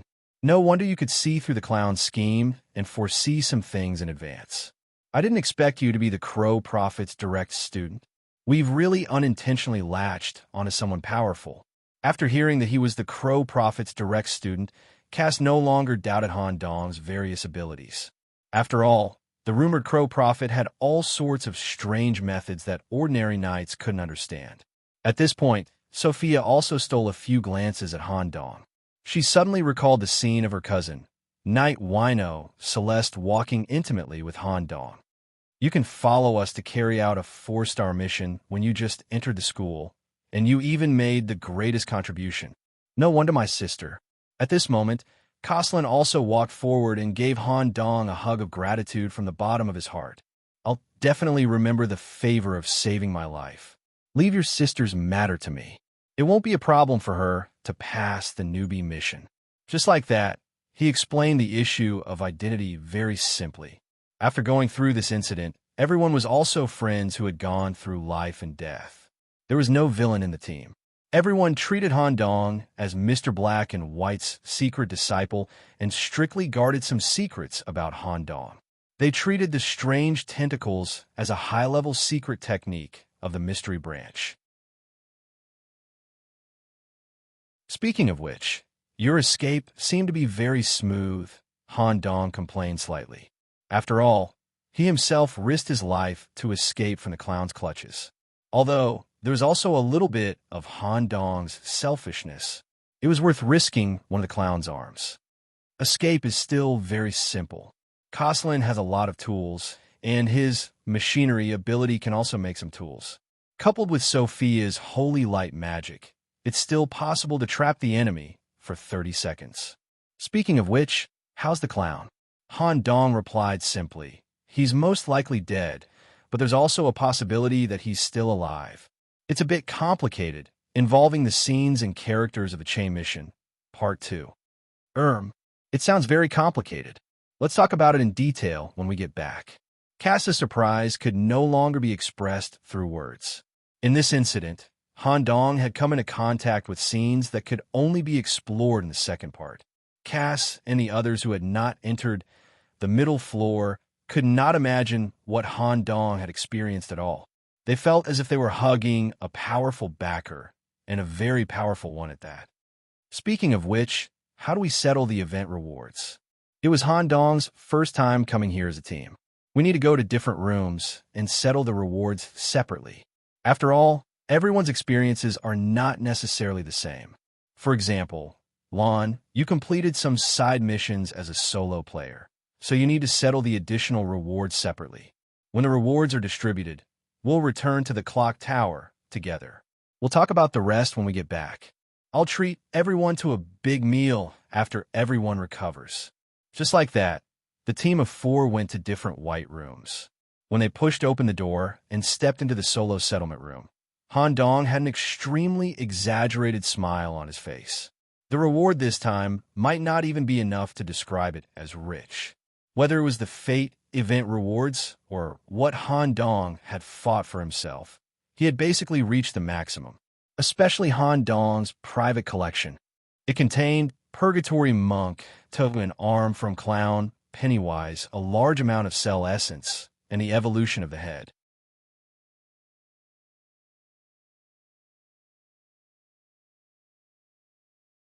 Chapter 141. Strange Event. Resurrection of the Clown, Part 1. Completed. Basic Reward Sad Face 1. Basic Fate Point. 2.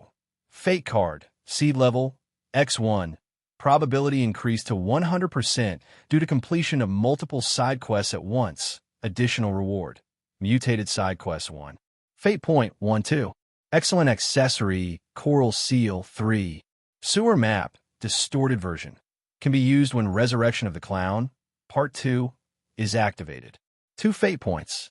This meant that Han Dong had reached the level of 4 stars.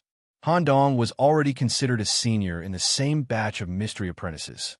I'll report this to Mr. Black and White and see what he's going to do. However, the biggest reward is still my personal goods. Han Dong knocked on his head. The evolution of the head and the various rewards had far exceeded Han Dong's expectations. Facing the 5 doors, Han Dong decisively entered the room for mystery studies. He did not consider other paths for the time being. It was very difficult to obtain fate points. Every time he went through the realm of destiny, the difficulty of the next one would increase exponentially. Also, Han Dong wanted to quickly allocate 5 fate points to mystery studies so that the seed could germinate and enter the next stage. He wanted to obtain more energy points so that he could use the abilities related to his head more often. Once he entered the next stage, he would be able to increase the maximum weight he could carry, currently 200. This would allow Han Dong to control more limbs and gradually perfect his body, which wasn't very easy to use. At the same time, he had to consider the next upgrade of his head. After entering the room for mystery studies, he sat on the bronze chair that was filled with various intricate instruments, syringes, catheters, metal headgear. You have 2 remaining fate points. Would you like to invest them all into mystery studies? Note, it is recommended to invest all of your fate points before reaching 5 points. Multiple syringes were inserted into Han Dong's blood vessels. At the same time, a special syringe was inserted into the back of his neck. Han Dong had already gotten used to the pain, and his expression did not change. With the injection of the unknown solvent, the seed in Han Dong's head grew slightly bigger, and its total energy doubled. It was just a quantitative change. If he wanted to undergo a qualitative change, he would have to wait for the seed to germinate. Twice the amount of energy is enough for me to cast the plague technique multiple times and keep the little magic eye open for a long time. By the way, isn't my progress too fast? I've only been in school for 2 weeks, right? When I return to the mystery branch, I'll ask Mr. Black and White for his opinion. If the progress isn't too fast, I could try to ask Mr. Black and White for an item or an extra opportunity. Mr. Black and White had promised Han Dong that as long as he could take the spot and survive in the Destiny realm, he would grant Han Dong a reasonable wish. Han Dong already had a clear idea. Next, it was time to look through the cards of fate. He chose one of the 4 golden cards. The picture of the scepter was printed on the front, which was the same as the picture of the 1 out of 3 card that Cass and the others had. Card of Fate. Scepter can be used the next time you enter the Destiny realm. You can choose any low to mid-level Destiny event with a difficulty of no more than. Scepter should mean power, right? It means that I can obtain some special privileges in the Destiny realm. Good stuff. Han Dong hurriedly put the card into his pocket. This thing would definitely come in handy. Just like that, he received the reward. Han Dong clutched his aching chest and prepared to walk out of the room and return to the sacred city. Unexpectedly, after opening the door, Han Dong arrived at a very strange place. There was no discomfort caused by the teleportation, which meant that Han Dong was still in the Destiny realm. Currently, he was in a space similar to the deep space, which was somewhat similar to the stargazing room. However, the space here was larger, and the gravity was greatly reduced, so he had to move forward by swimming. However, his regular breathing was not affected. It was a very strange space. In the center of the current area, there was a huge sphere suspended in the air. The surface was surrounded by a layer of unknown metal and some transparent material, which formed a shell-like structure. The sphere that was enveloped by the light was emitting an extremely powerful light energy. However, no matter what the wavelength of the light was, it was blocked inside the shell-like structure. The sphere was slowly rotating, just like a special planet. Dyson's sphere.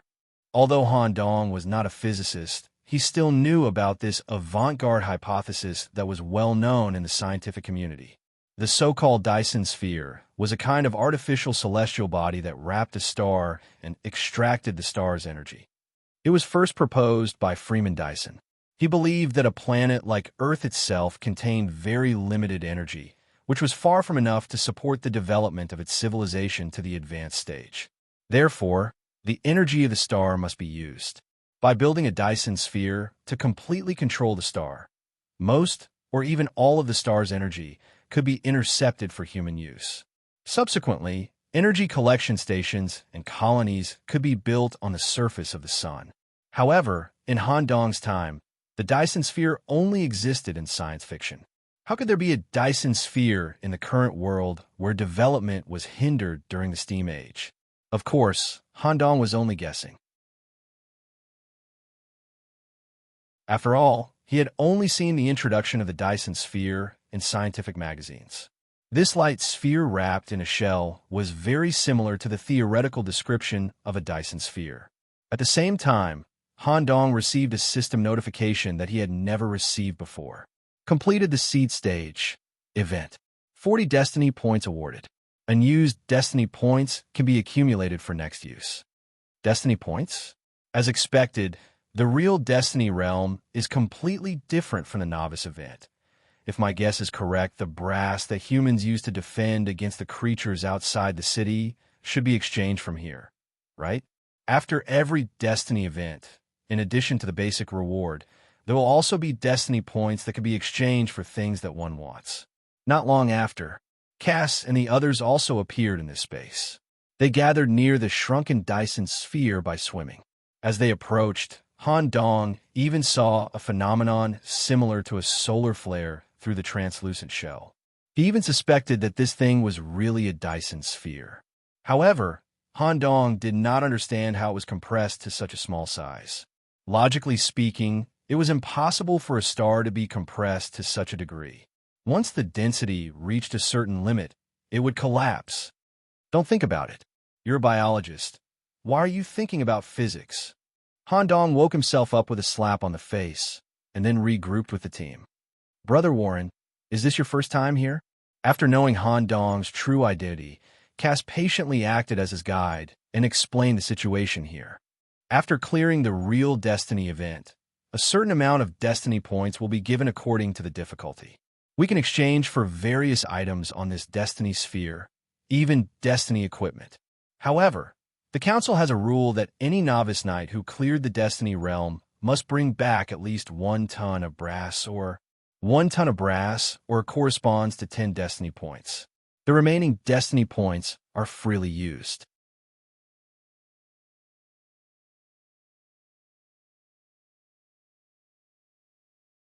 Chapter 142. Copper ore? Why not just exchange it for pure copper? Is the price of pure copper very high? Pure copper is a metal material, so its price is 50 times higher. Bringing the copper ore back for smelting will yield the most metal with high variability. Moreover, most of our copper is used to cast city walls, build secret defensive measures, or expand the holy city. The city walls only need to have a copper content of 50% to isolate life outside the city, so there's no need to use pure copper.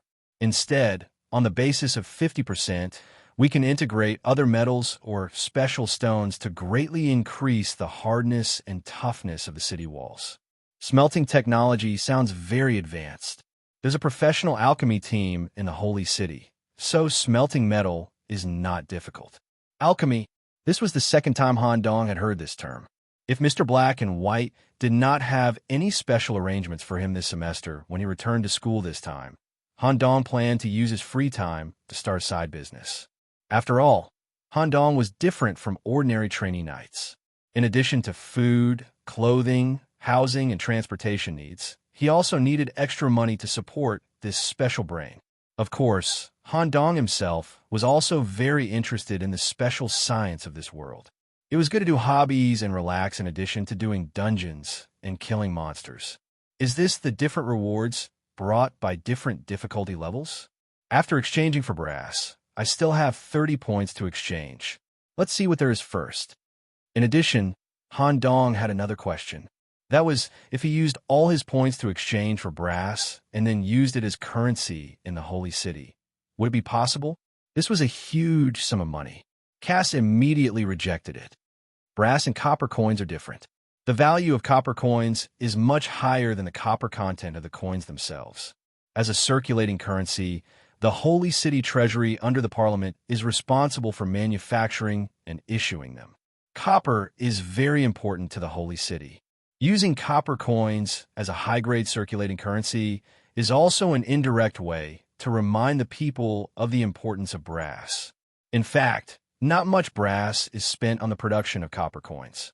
The copper content of a copper coin is controlled to be around 30%, and the total quality of the copper coin is not high.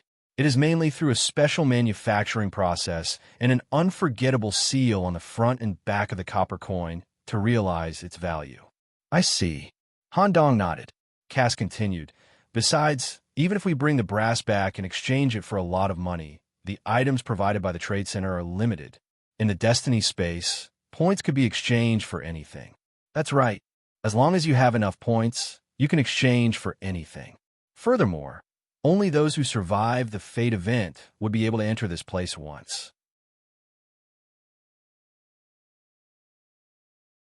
Every time, we only have half an hour to exchange. This opportunity is incomparably precious. We have already made preparations in advance. If we can survive this round, we will be able to exchange for the most suitable item for ourselves. Han Dong followed Cass's instructions and reached out to touch the surface of the shell that resembled a Dyson sphere. A three-dimensional screening screen was projected in mid-air, which was divided into 6 categories. Equipment, books, living creature, consumable materials, others. When Han Dong saw the high-tech projection interface, he was even more certain that this Dyson sphere was not a product of the current world. This also made Han Dong start to guess the origin of the Destiny space. Some advanced civilization in the future saw the terror and potential of the life outside the city and left a method on Earth in advance. Let's go back and ask Mr. Black and White. There's no point in me blindly guessing here. First, he used the searcher to find the brass and spent 10 points to exchange for a ton of brass to complete his task. Next, as there were only 30 minutes left, Han Dong began to quickly look up the relevant categories. Indeed, as Cass said, almost everything could be exchanged here. Clicking on the Equipment column, one had to filter through the quality and category, weapons, helmets, hands, etc. The corresponding equipment would be ranked from low to high by points, which made Han Dong dazzled. A green quality equipment's price was about 20 to 60 points, and a blue quality equipment's price was at least 3 digits. Expensive? It was definitely very expensive. With this calculation, as a trainee knight, Han Dong had to go through the Destiny space 3 times to have enough points to exchange for a blue equipment. Of course, there are also some special fate events that might reward points. But there was one advantage here. The reward from the various fate events and side quests were basically random. But here, as long as you had enough points, you could exchange for the most suitable equipment for yourself. Han Dong then clicked on the Books category, which was a category that Han Dong was not familiar with. Inside, there were various magic books, secret books, and even the Book of Demons, from which one could obtain the power of demons. Immediately after, Han Dong also found very interesting things, the cultural martial arts of his own country, and even the cultivation secret books that only appeared in some novels. The price of the basic martial arts was not very high. About 20 points could be bought. As for the cultivation secret books, the cheapest one was at least 500 points, and the quality was above blue. Han Dong did not consider it for the time being. Although Han Dong's body was not very good, he did not intend to buy a body training book to train his body. The body only needed to be gradually replaced to improve. There was no need to train himself. Moreover, Han Dong currently had an obscure book on him, so he had no time to learn other knowledge for the time being. The living creatures column was more important to Han Dong. Inside, one could also inquire about all kinds of strange creatures, except for humans. Even some magical and fantasy creatures were basically there. There were all kinds of magical beasts, from the small ones that were similar to ordinary dogs, such as lava hounds and wind wolves, to the large ones such as dragons, behemoths, and giant sea monsters. Of course, there were also many humanoid races such as elves, trolls, half-orcs, mechanical creatures, and so on. This kind of humanoid life was not only expensive, but also limited in purchase. One needed to reach the seed germination stage and reach the knight stage to buy this kind of humanoid life. Some control, apprentice knights, should be here to exchange for living creatures. Han Dong stared at the expensive living creatures one by one, not at all interested. If he wanted, he could directly go to the Destiny realm to catch ready-made ones. Chun-Li and Toga's potential was not inferior to these living creatures. As for the subsequent consumables and materials, there were also many things that interested Han Dong, such as medicine that could bring back flesh and bones from the dead, or a potion that could instantly replenish energy, which was enough to solve many difficulties. But the price was not something that Han Dong could afford at the moment. Han Dong was not clear for the time being, and 30 points could not be exchanged for good things, so he prepared to use it next time. Just like that, Han Dong, who had exchanged for a ton of copper ore, returned to the clock tower.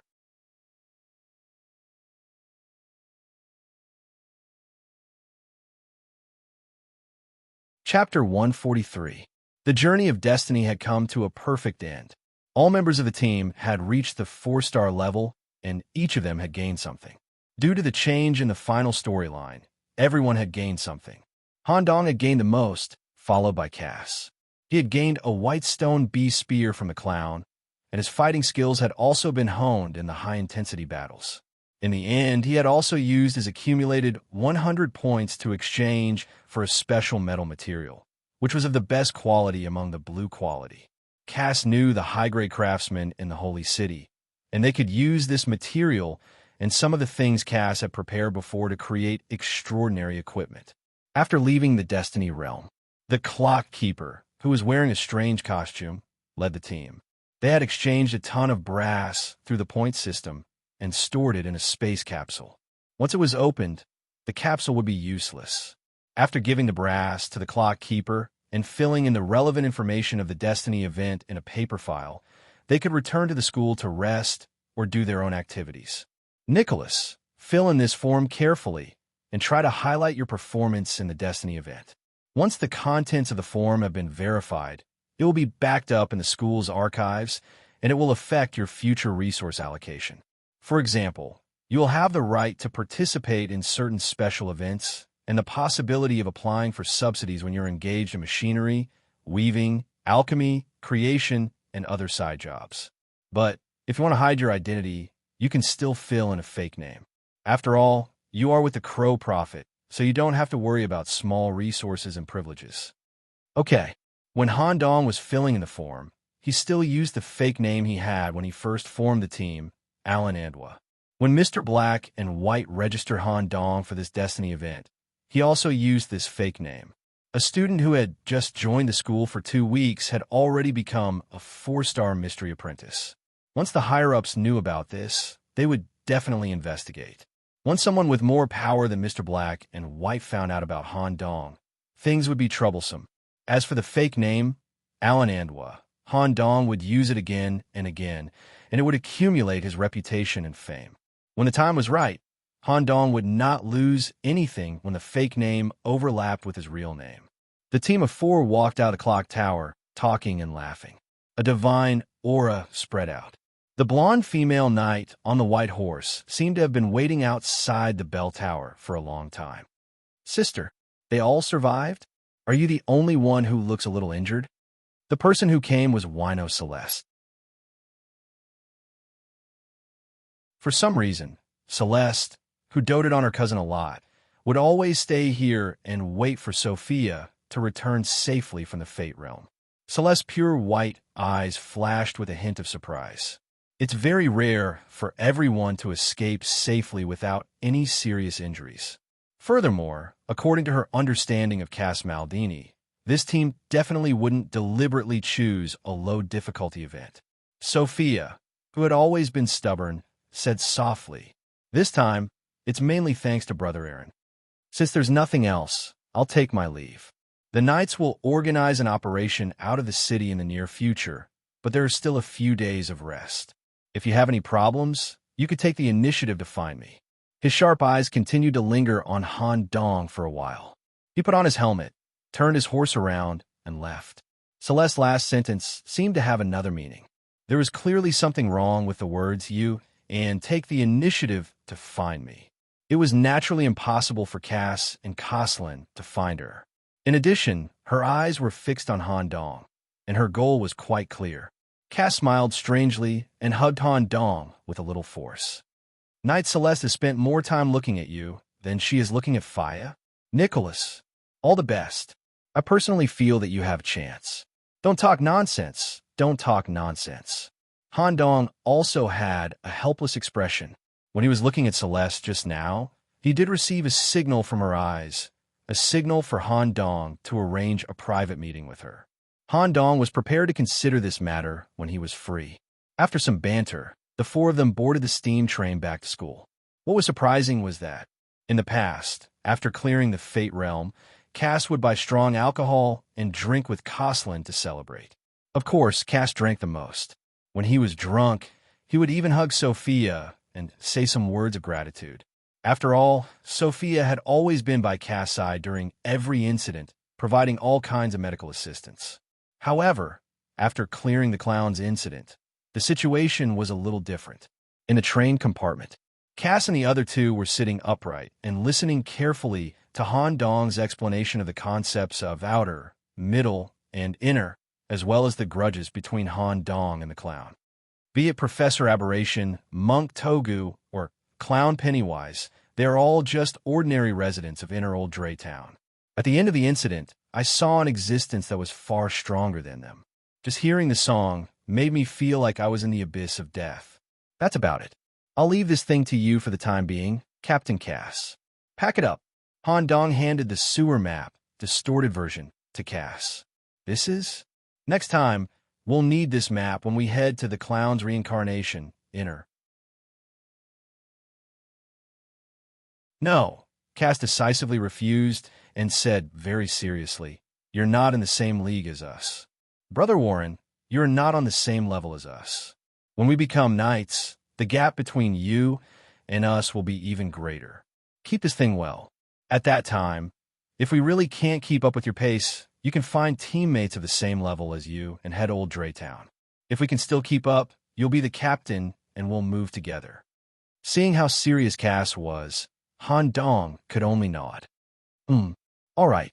Regarding this kind of decision, neither the short Coslin nor Sophia had any objections. Knock, knock, knock. At this moment, someone knocked on the door of the compartment. Is it the conductor? When he opened the door, there was no one outside. Only Han Dong's little magic eye, which had been hiding in the dark, noticed that something black had flown into the room at that moment. When the door of the compartment was closed again, inside, a mysterious man wearing a black mask and a white suit appeared. Under the black mask, there was a pair of raven eyes. His gaze made Cass and the others sit in a daze, and their consciousness went blank. A familiar voice came from under the mask. "Nicholas, you've made a good choice. They're all a group of kind-hearted teammates. However, it's still necessary to take a layer of security measures." 3 individual ravens in spiritual form flew out of Mr. Black and White's palm and quickly drilled into the corresponding brains. In their memories, the part about Han Dong using the pollution superpower was sealed. Nicholas, after returning to school, if there's nothing urgent, come to the stargazing room to see me directly. Congratulations. In the blink of an eye, the compartment returned to normal. Only Han Dong knew about Mr. Black and White's arrival.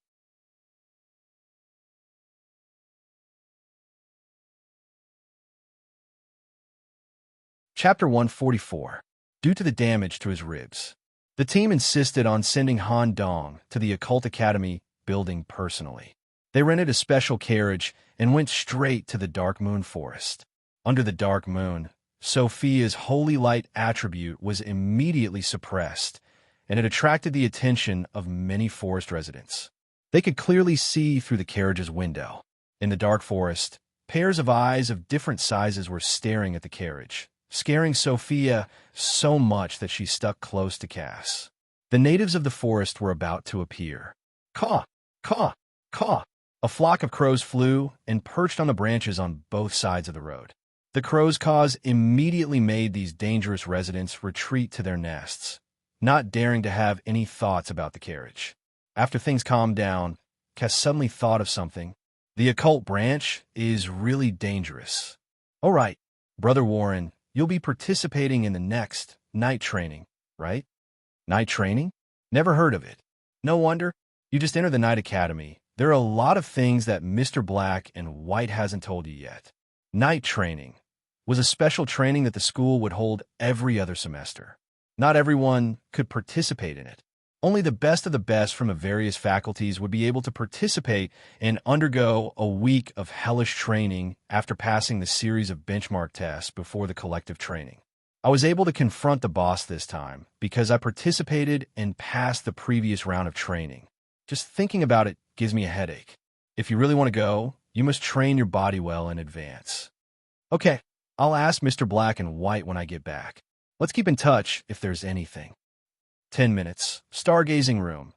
Han Dong was already sitting on a warm leather sofa, holding a glass of Mr. Black and White's personal concoction, Star Crow, a cocktail with floating spots of light on the surface and a black bottom layer. The moment he drank it, he felt refreshed. He was full of energy, and the injuries in his body were also slowly recovering. Do you know how much the ingredients cost for this glass of wine? 100, 2,000 copper coins. But the most important thing is the concoction technique.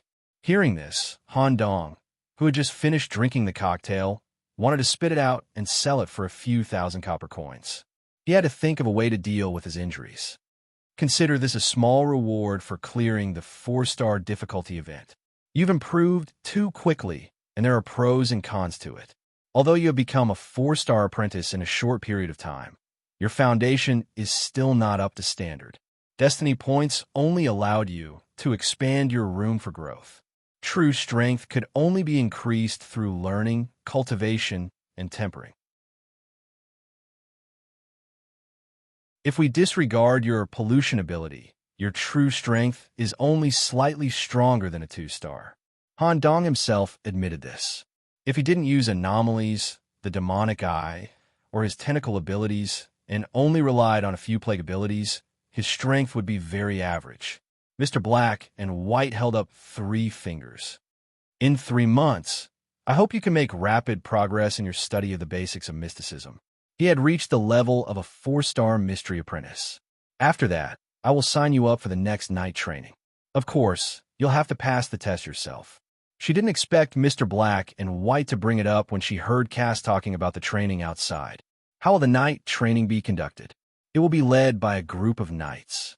It will be conducted in a training camp no more than 5 kilometers away from the city walls. Only outstanding trainee knights can participate. It will be of great help in improving your skills. Outside the city walls, 5 kilometers is nothing. Due to the city walls, the big things usually don't want to come close. Only some small things will try to look for food near the city walls. In addition, there will be a group of knights leading the way. As long as you follow orders, the probability of accidental deaths is very low. Yes, in short, 3 months. You have to reach the standard of a 4-star mystery apprentice. I will personally test you. If you don't reach the standard, you won't have to participate in the night training. Understood. Han Dong was very clear about Mr. Black and White's good intentions. With the help of the demonic eye and Han Dong's own learning ability, he would definitely be able to keep up.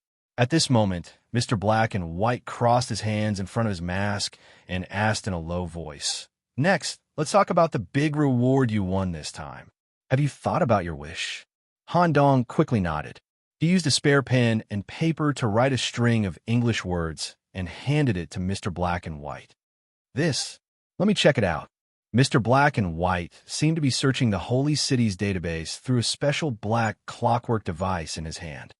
"No, there's nothing in the Holy City that you want. This kind of one-time item only belongs to the Destiny Realm. Usually, knights are not willing to hand it in." Han Dong had a helpless expression on his face. This was a wish that he had come up with when he was training for the plague a week ago. After the dangerous experience in the Joker's Resurrection, Part 1, he was even more certain of this wish. Also, Han Dong found this thing on the surface of the Dyson sphere. It cost 300 credit points to exchange for a small bottle. "I wonder if Mr. Black and White can let me go to the Destiny Realm once, alone." After hearing Han Dong's wish, Mr. Black and White was a little stunned. Han Dong could ask him for a piece of superb equipment, a high-level mysticism book, or a large sum of money. But Han Dong's wish was very strange. What was written on the note was also very strange. Without this one-time item, Han Dong actually wanted to use this great opportunity to go to the Destiny Realm again. Mr. Black and White explained, "After becoming a trainee knight, the Destiny Realm has a cool-down period of 1 year. If you enter the Destiny Realm during this cool-down period, although the standard difficulty won't increase, and you can still get the relevant items, you won't be able to get the important Destiny points." Han Dong had heard this information from Cass on the way back. It was unreasonable and forbidden to enter the Destiny Realm continuously. Moreover, even if the cool-down period was over, the Holy City also prohibited individuals from entering the Destiny Realm as a unit. The death rate of entering the Destiny Realm alone was too high, and it couldn't cultivate the Team Knight spirit. In the Holy City, there was nothing that Han Dong needed, and Han Dong happened to get a right card. That was why Han Dong made such a decision. This need was very important to Han Dong. "Are you sure?" "I'm sure. When you're ready, come to the stargazing room and find me. I'm a little curious. Are you an expert in this field?" Mr. Black and White pointed at the words that Han Dong wrote on the paper. "Kind of." Just like that, the conversation with Mr. Black and White came to an end. "Mr. Black and White, I'm going to rest first." Just as Han Dong got up, "Knock, knock, knock." Someone knocked on the door of the stargazing room. The knocking was loud and not polite at all.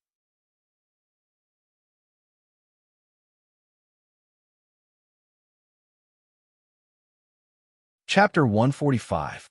The stargazing room that belonged exclusively to Mr. Black and White wasn't just a restricted area for Mystery Branch members.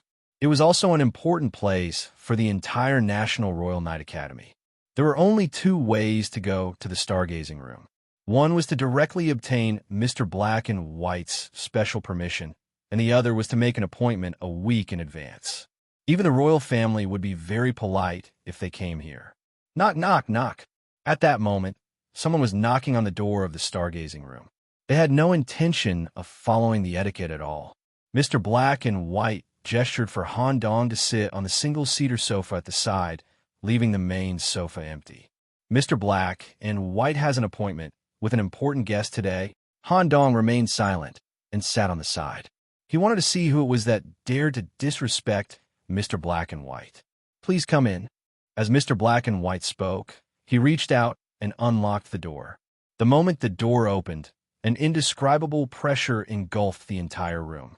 The probiotic fungi in Han Dong's body automatically entered a dormant state, and his breathing became rapid. Before the person stepped through the door, a dark green plague aura overflowed. He thought that the plague would spread in the room. Upon closer inspection, the thick plague wasn't spreading in a random pattern. Instead, with this person as the center, it spread out in waves and maintained a range of 3 meters. "Plague Halo," because he was too tall, he had to bend slightly to walk through the door. The outer coat was sewn with many kinds of animal skins, and the buttons on it were all replaced by exquisite small skulls. He wore a unique golden knight medal on his left chest. On the back was the knight's insignia of two swords crossed over a horse's head. On the front was the insignia of the Knights of Plague. 3 moons refer to the logo of the Plague Company. He was about 3 meters tall, and his body was stronger than a bear's. He wore a white-bone goat mask on his head. A giant axe that was even larger than his body hung diagonally behind him. When this person stepped into the stargazing room, his weapon, halo, and helmet were all removed. With the appearance of a wild, unrestrained, and barbaric Viking, a beard was naturally an important accessory. Unlike the clown who had gigantic muscles, this person's physique and his rough face didn't seem out of place at all. Overall, he gave off an oppressive feeling that far surpassed any powerful enemy Han Dong had ever met. Could this be the Great Plague Master? Truth be told, the old man was very different from the Great Plague Master Han Dong had in mind. He thought the old man would be a master of plague from the mystic branch, wearing the same birdbeak outfit and exuding a thick plague aura. He didn't expect it to be such a huge man. Ouch! Sitting here is more comfortable. This person sat down, directly occupying the main sofa that could seat 3 people. Mr. Black and White waved his hand, and a 2-liter giant wine glass filled with high-quality barley wine floated in front of the man. Guru. He finished it in one gulp. Comfortable. Black White, is this the student you recruited? He wiped off the barley wine on his beard and stared at Han Dong with wide eyes. Let me introduce you. This is the chief commander of the Knights of Plague, Great Plague Master Mograine. This is my student, Warren Nicholas. The Great Plague Master stared at Han Dong's right arm for a while and gave his evaluation. Not bad. Greetings, Great Plague Master. Han Dong immediately stood up and bowed. There's no need to be so polite. Be more natural. Who taught you about the plague? Teacher Pasha Burhart. That little girl? Not bad. The Great Plague Master only asked for some superficial information before turning his gaze back to Mr. Black and White, ready to cut to the main topic. Mr. Black and White ordered, Nicholas, go back and rest. Hey, it's all right. What we're going to talk about this time isn't confidential. Letting your student hear, it will broaden his horizons. The Great Plague Master wasn't restrained at all when it came to trivial matters. In fact, regardless of the content of the conversation, it was natural for juniors to avoid a conversation between 2 important figures. Then you can stay. Mr. Black and White's words were a little strange. It seemed like he wanted Han Dong to stay, but he was deliberately doing it out of politeness. All right. Han Dong nodded and sat quietly by the side. The Great Plague Master took out a strange map from his beast skin coat. It was made of some kind of white leather, and Han Dong had never seen the words on it before. Also, the entire map faintly emitted the aura of corruption. Captain Samani, the last time you went out of the city with a large group to fight the Lothar Plains, you accidentally fell into a mysterious cave and found this map at the bottom. What do you think? Do you want to hand it over? Or do we do it ourselves? Mr. Black and White held the map in his hands and observed it carefully. He said softly, it's a rather advanced suture technique. I've never seen some of the materials used. The words on it are a new type of high-level language. Although the language used by the life forms outside the city changes every year, this language seems to be a combination of 6 languages that they used before or even more. It's a high-level language. According to the markings on it, it's very likely that it points to an important stronghold or treasure trove. I suggest that our knights handle this internally. However, if I use astrology to observe it, I might have to rest for more than a month. I won't be able to accompany you on the expedition. The Great Plague Master patted his chest. Leave this to me.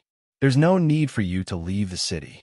When the time comes, just have one of your crow clones follow me and act as a scout. At this moment, Han Dong's brows were tightly knit together. Nicholas, what's wrong? Just tell me what you discovered. There's no need to hold back. Mr. Black and White immediately asked when he saw that Han Dong was acting strangely. I seem to be able to understand the words on it. As soon as he said that, the Great Plague Master also looked at him in surprise. He wanted to see what kind of special abilities this little guy that Mr. Black and White had recruited had. At least from a perspective of the Plague Master, Han Dong was very ordinary. Han Dong was still a little worried about his ability. It's fine. A smile appeared on Mr. Black and White's mask, indicating that Han Dong didn't need to worry about his ability being exposed. It seemed that he deliberately left Han Dong here for this purpose. Han Dong was sure that he could understand it.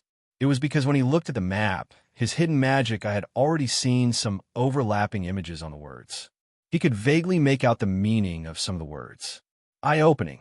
The magic eye between Han Dong's eyebrows opened. On this map, the overlapping images of all the high-level words gathered together and turned into a language that Han Dong could recognize. It was neither Chinese nor English, but Han Dong could understand it. This is a treasure map? Florence, Dragonbone Waste.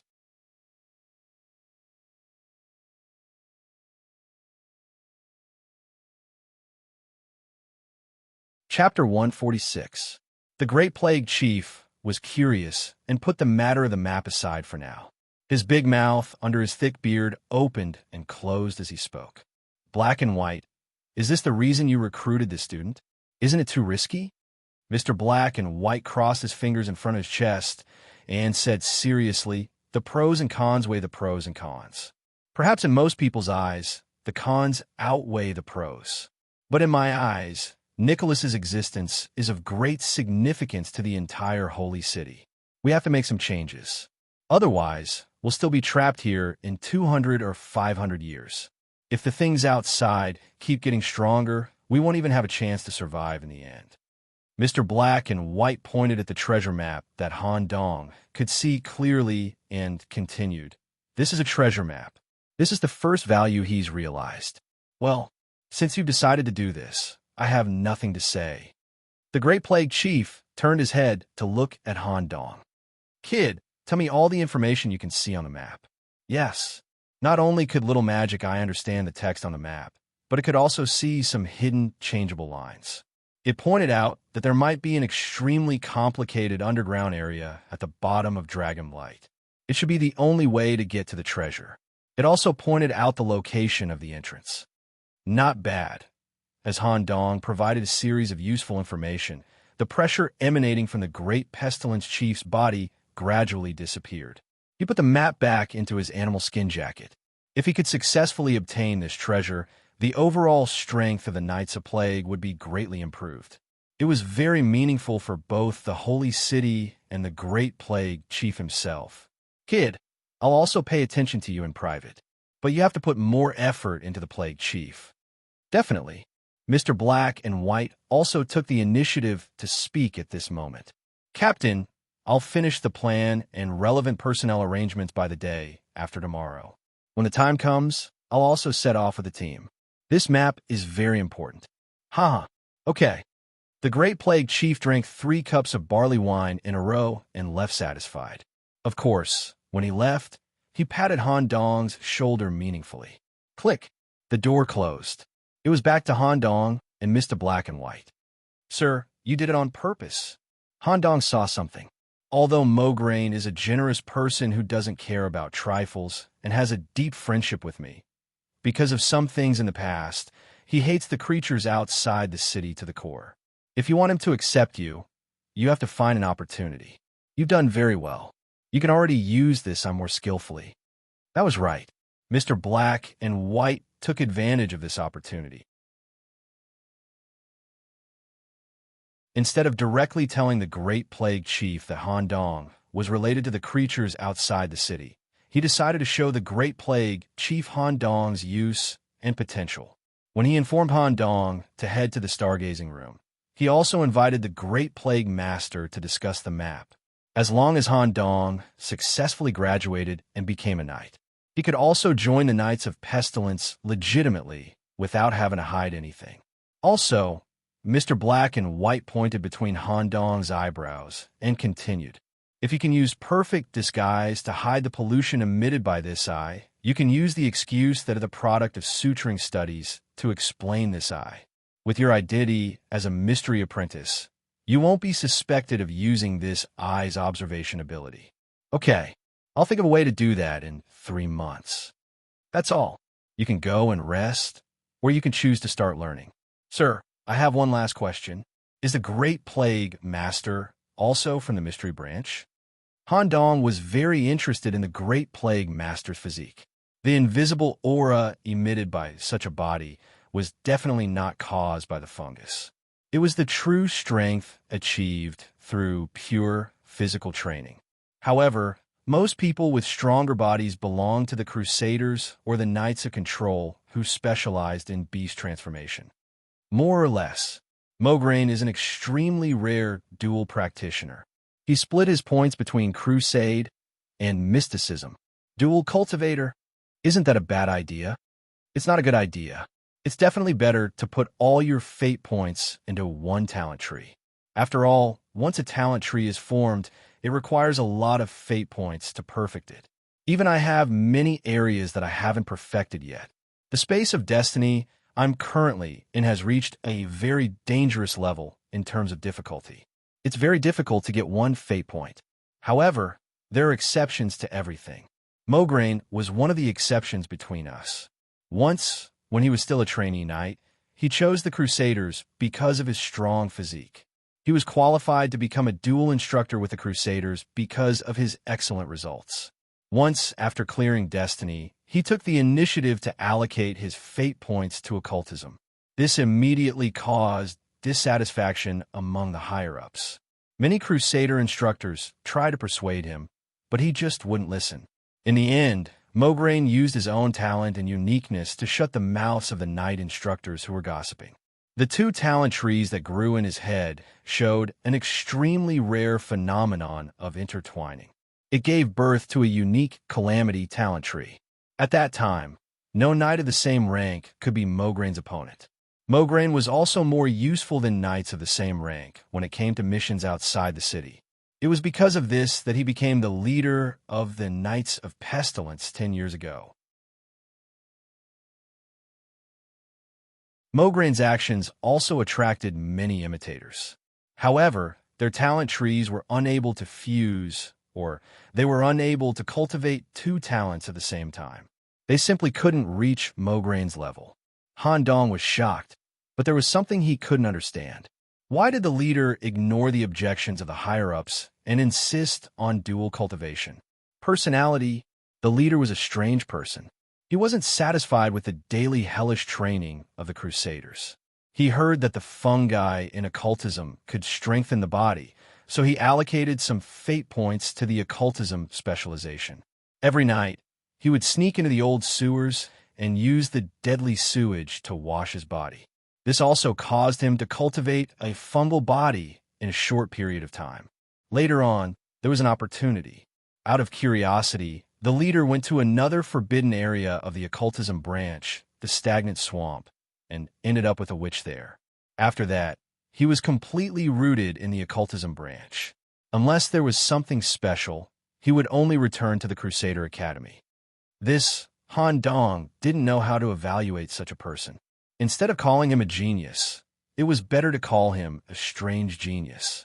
In the 13 Knights, Leader Mograine's overall strength is probably rank 4th. When you reach a certain level in the Plague level, you can ask him about Advanced Plague or even Calamity. You're tuning in to the Warrior Lore YouTube channel. Don't forget to subscribe and join us on this journey to catch the most captivating stories.